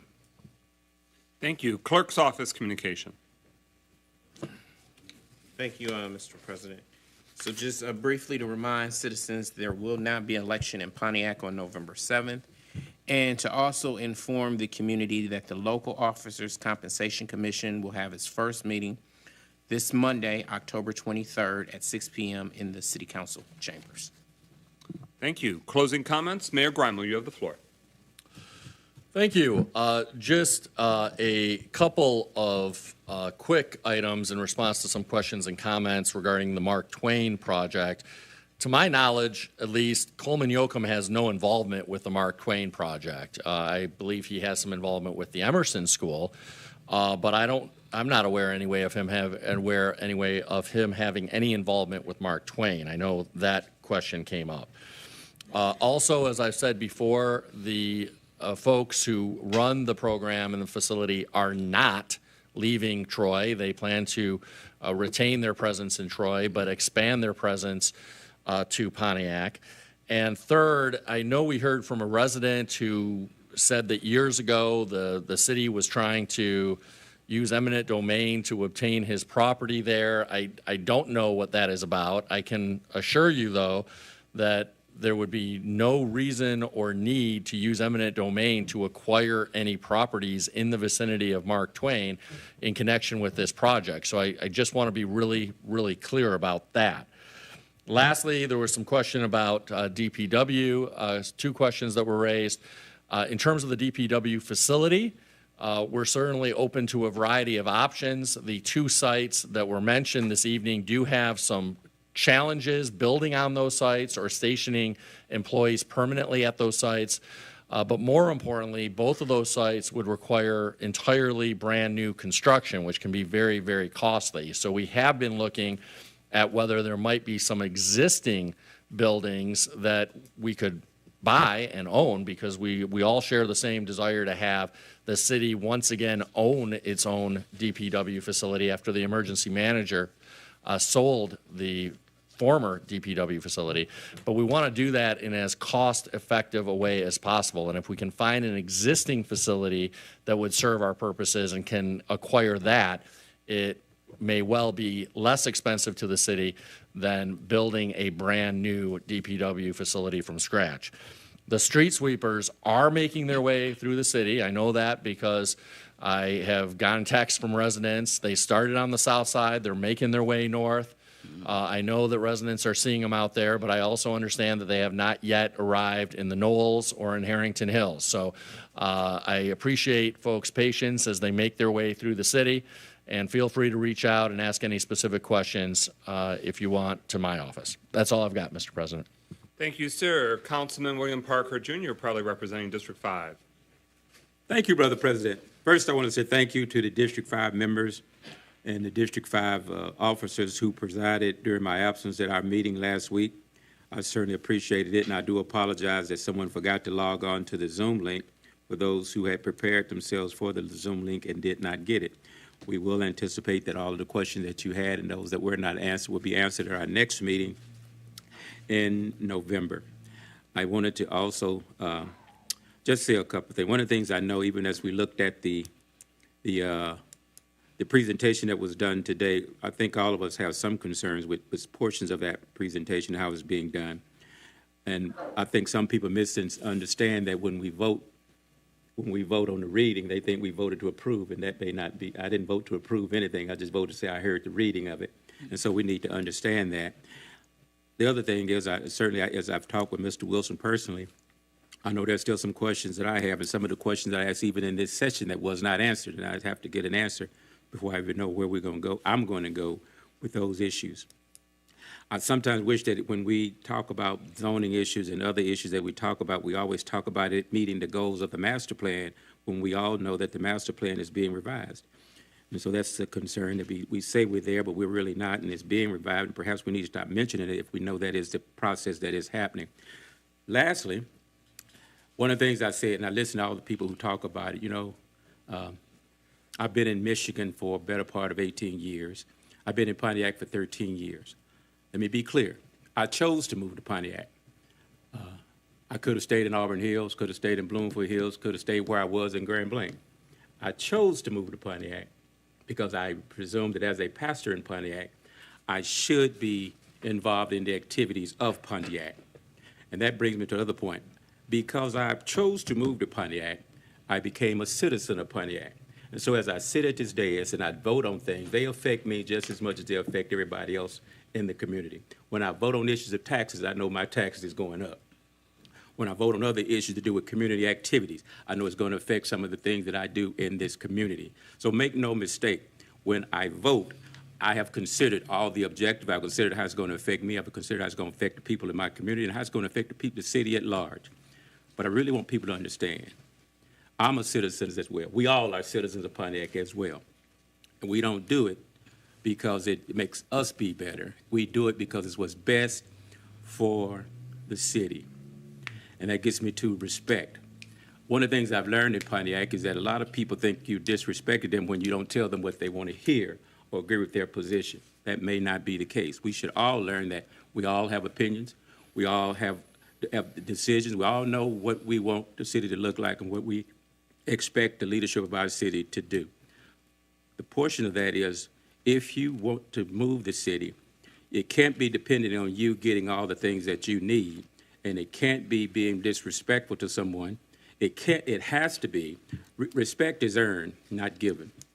If you expect people to treat you with respect, then you should give respect. We don't have to agree. We don't have to like each other. We truly don't even have to say good morning. Well, I do, because I'm a child of God, so I do have to say good morning to you. What you do with that is up to you. I don't have anything to do with that. I can only control what I do. And with that, I'm going to try to treat everybody with integrity, with honor, and respect. That was what I ran on, that is what I vote with, and that is how I lead. And that leads me to my last thing. I'm getting really sick and tired of people alluding to the fact that because I don't agree with where they are, that I've accepted some bribes and got money to get for my decision. You really don't want to go there with me. And with that, I'll say good afternoon. Councilwoman Kathleen James, representing District 4. Okay, my announcement for today is that District 4 will hold its final meeting of the year on Monday, November 6th. We will not have a meeting for the month of October. Our final meeting will be Monday, November the 6th. We are calling it our District Council holiday meeting and celebration. Our guest speaker will be State Representative Brenda Carter and others. We'll have food, and so we're looking forward to having a great closeout meeting, and the public is invited. Again, our final meeting, District 4 Community Council for the year, will be on Monday, November the 6th. It will be held at our usual place, New Mount Moriah International Church at 313 Walton Boulevard in the city of Pontiac. I also want to make a comment about, there were some comments about that the council does not listen to the residents, and I really feel that we do listen. Any resident who has a concern about anything that we talk about is free to text us, to leave us a voicemail. We each have city phone numbers that you can leave a voicemail on our phone. You can send us an email, and we will respond to those. So, you know, this council, I know I can speak for myself. If any of my residents reach out to me about an issue, I do everything in my power to respond to that. And, you know, sometimes we may not agree. I've gotten emails about from residents who said, hey, Kathy, I don't agree with that. And we talk back and forth about what those issues were that they supported and what I did not support. But to say that people are not listening to the residents, I just don't think it's an accurate statement. That's my comment on that. Finally, with respect to the school redistricting, my concern here is a lot more global. I am concerned just about the fact that after decades and decades, the city of Pontiac is still struggling with all of these schools that are abandoned and just blight, just instruments of blight in our city, and it's an ongoing problem.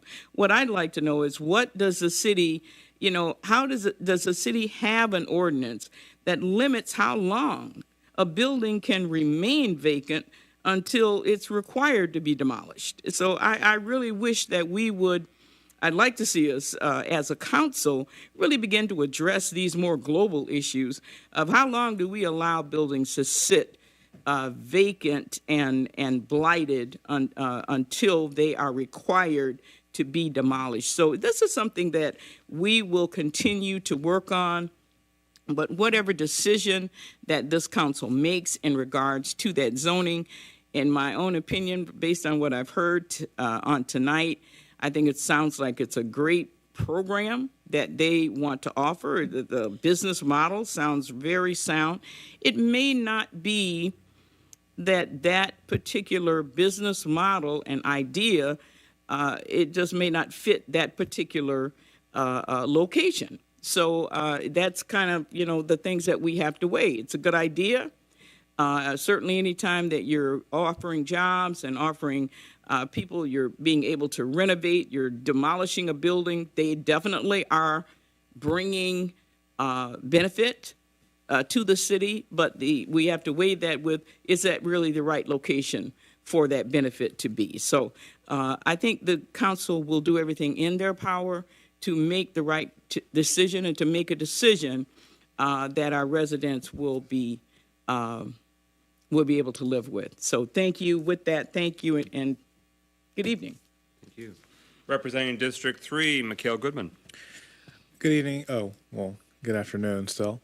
Just to be brief, the next District 3 community meeting will be October 30th, so the night before Halloween, at the Baldwin Center at 6, hopefully at 6 p.m. So again, the District 3 community meeting, where there will be some treats and some resources available, will be October 30th, which is a Monday, at 6 p.m. at the Baldwin Center. But realistically, that's all I have to say today. Thank you. Clerk Doyle, I was remiss. Did you have anything further you wanted to have beyond communications? Okay. Councilwoman Melanie Rutherford, representing District 1. Good afternoon. Faith is the first factor in life devoted to service. Without it, nothing is possible. With it, nothing is impossible. That was said by Mary McLeod Bethune. We have to continue to be a change agent. We have to listen to what is in the best interest of the city. I vote with the best interest of the city. Helping justice-impacted people helps the best interest of the city. When we're building new apartments, it helps building the city. It's in the best interest of the city because there's a real housing shortage and not everyone can simply afford home ownership at this time. It does not mean that they will always be in an apartment. It just means that at this time in their place, in their life, they can't do it. And it is still in the best interest of the city. When we are doing what's in the best interest of the city, sometimes it can be used against us. For example, there are some that are against tax breaks. I am not against tax incentives because if it's going to benefit the city, then I will vote what's in the best interest for the city. There are some who will use ignorance and fear to tell us that we are not doing what's in the best interest of the city. I do not allow that because in my hearts and hearts, I ask tough questions. And I expect for us all to see that beyond the snarled comments, beyond the shadiness, because we can always go back, because history teaches us it's not what you know, it's what you can prove. There have been things that have been voted on previously to when I got on council that if we wanted to pull back and look at their voting, we'll see if it was in the best interest of the city. We have to stop allowing people to tell us what we do not do and look at what we are doing. We are making sure DPW is doing their job and being held accountable. We are making sure code enforcement is doing their job and being held accountable. We are making sure that the administration is asking and answering those tough questions, and they too are being held accountable. So do not feel that you have to keep reiterating you're doing what's in the best interest of the city. Do the work, and your work will show it's always for the city and never about you. I wanted to give an update on what's going on with Luther Street and those apartments. I got a text from Jack McNamara, who's code enforcement, who is also doing what's in the best interest of the city. So currently, the front unit went back to the county for taxes.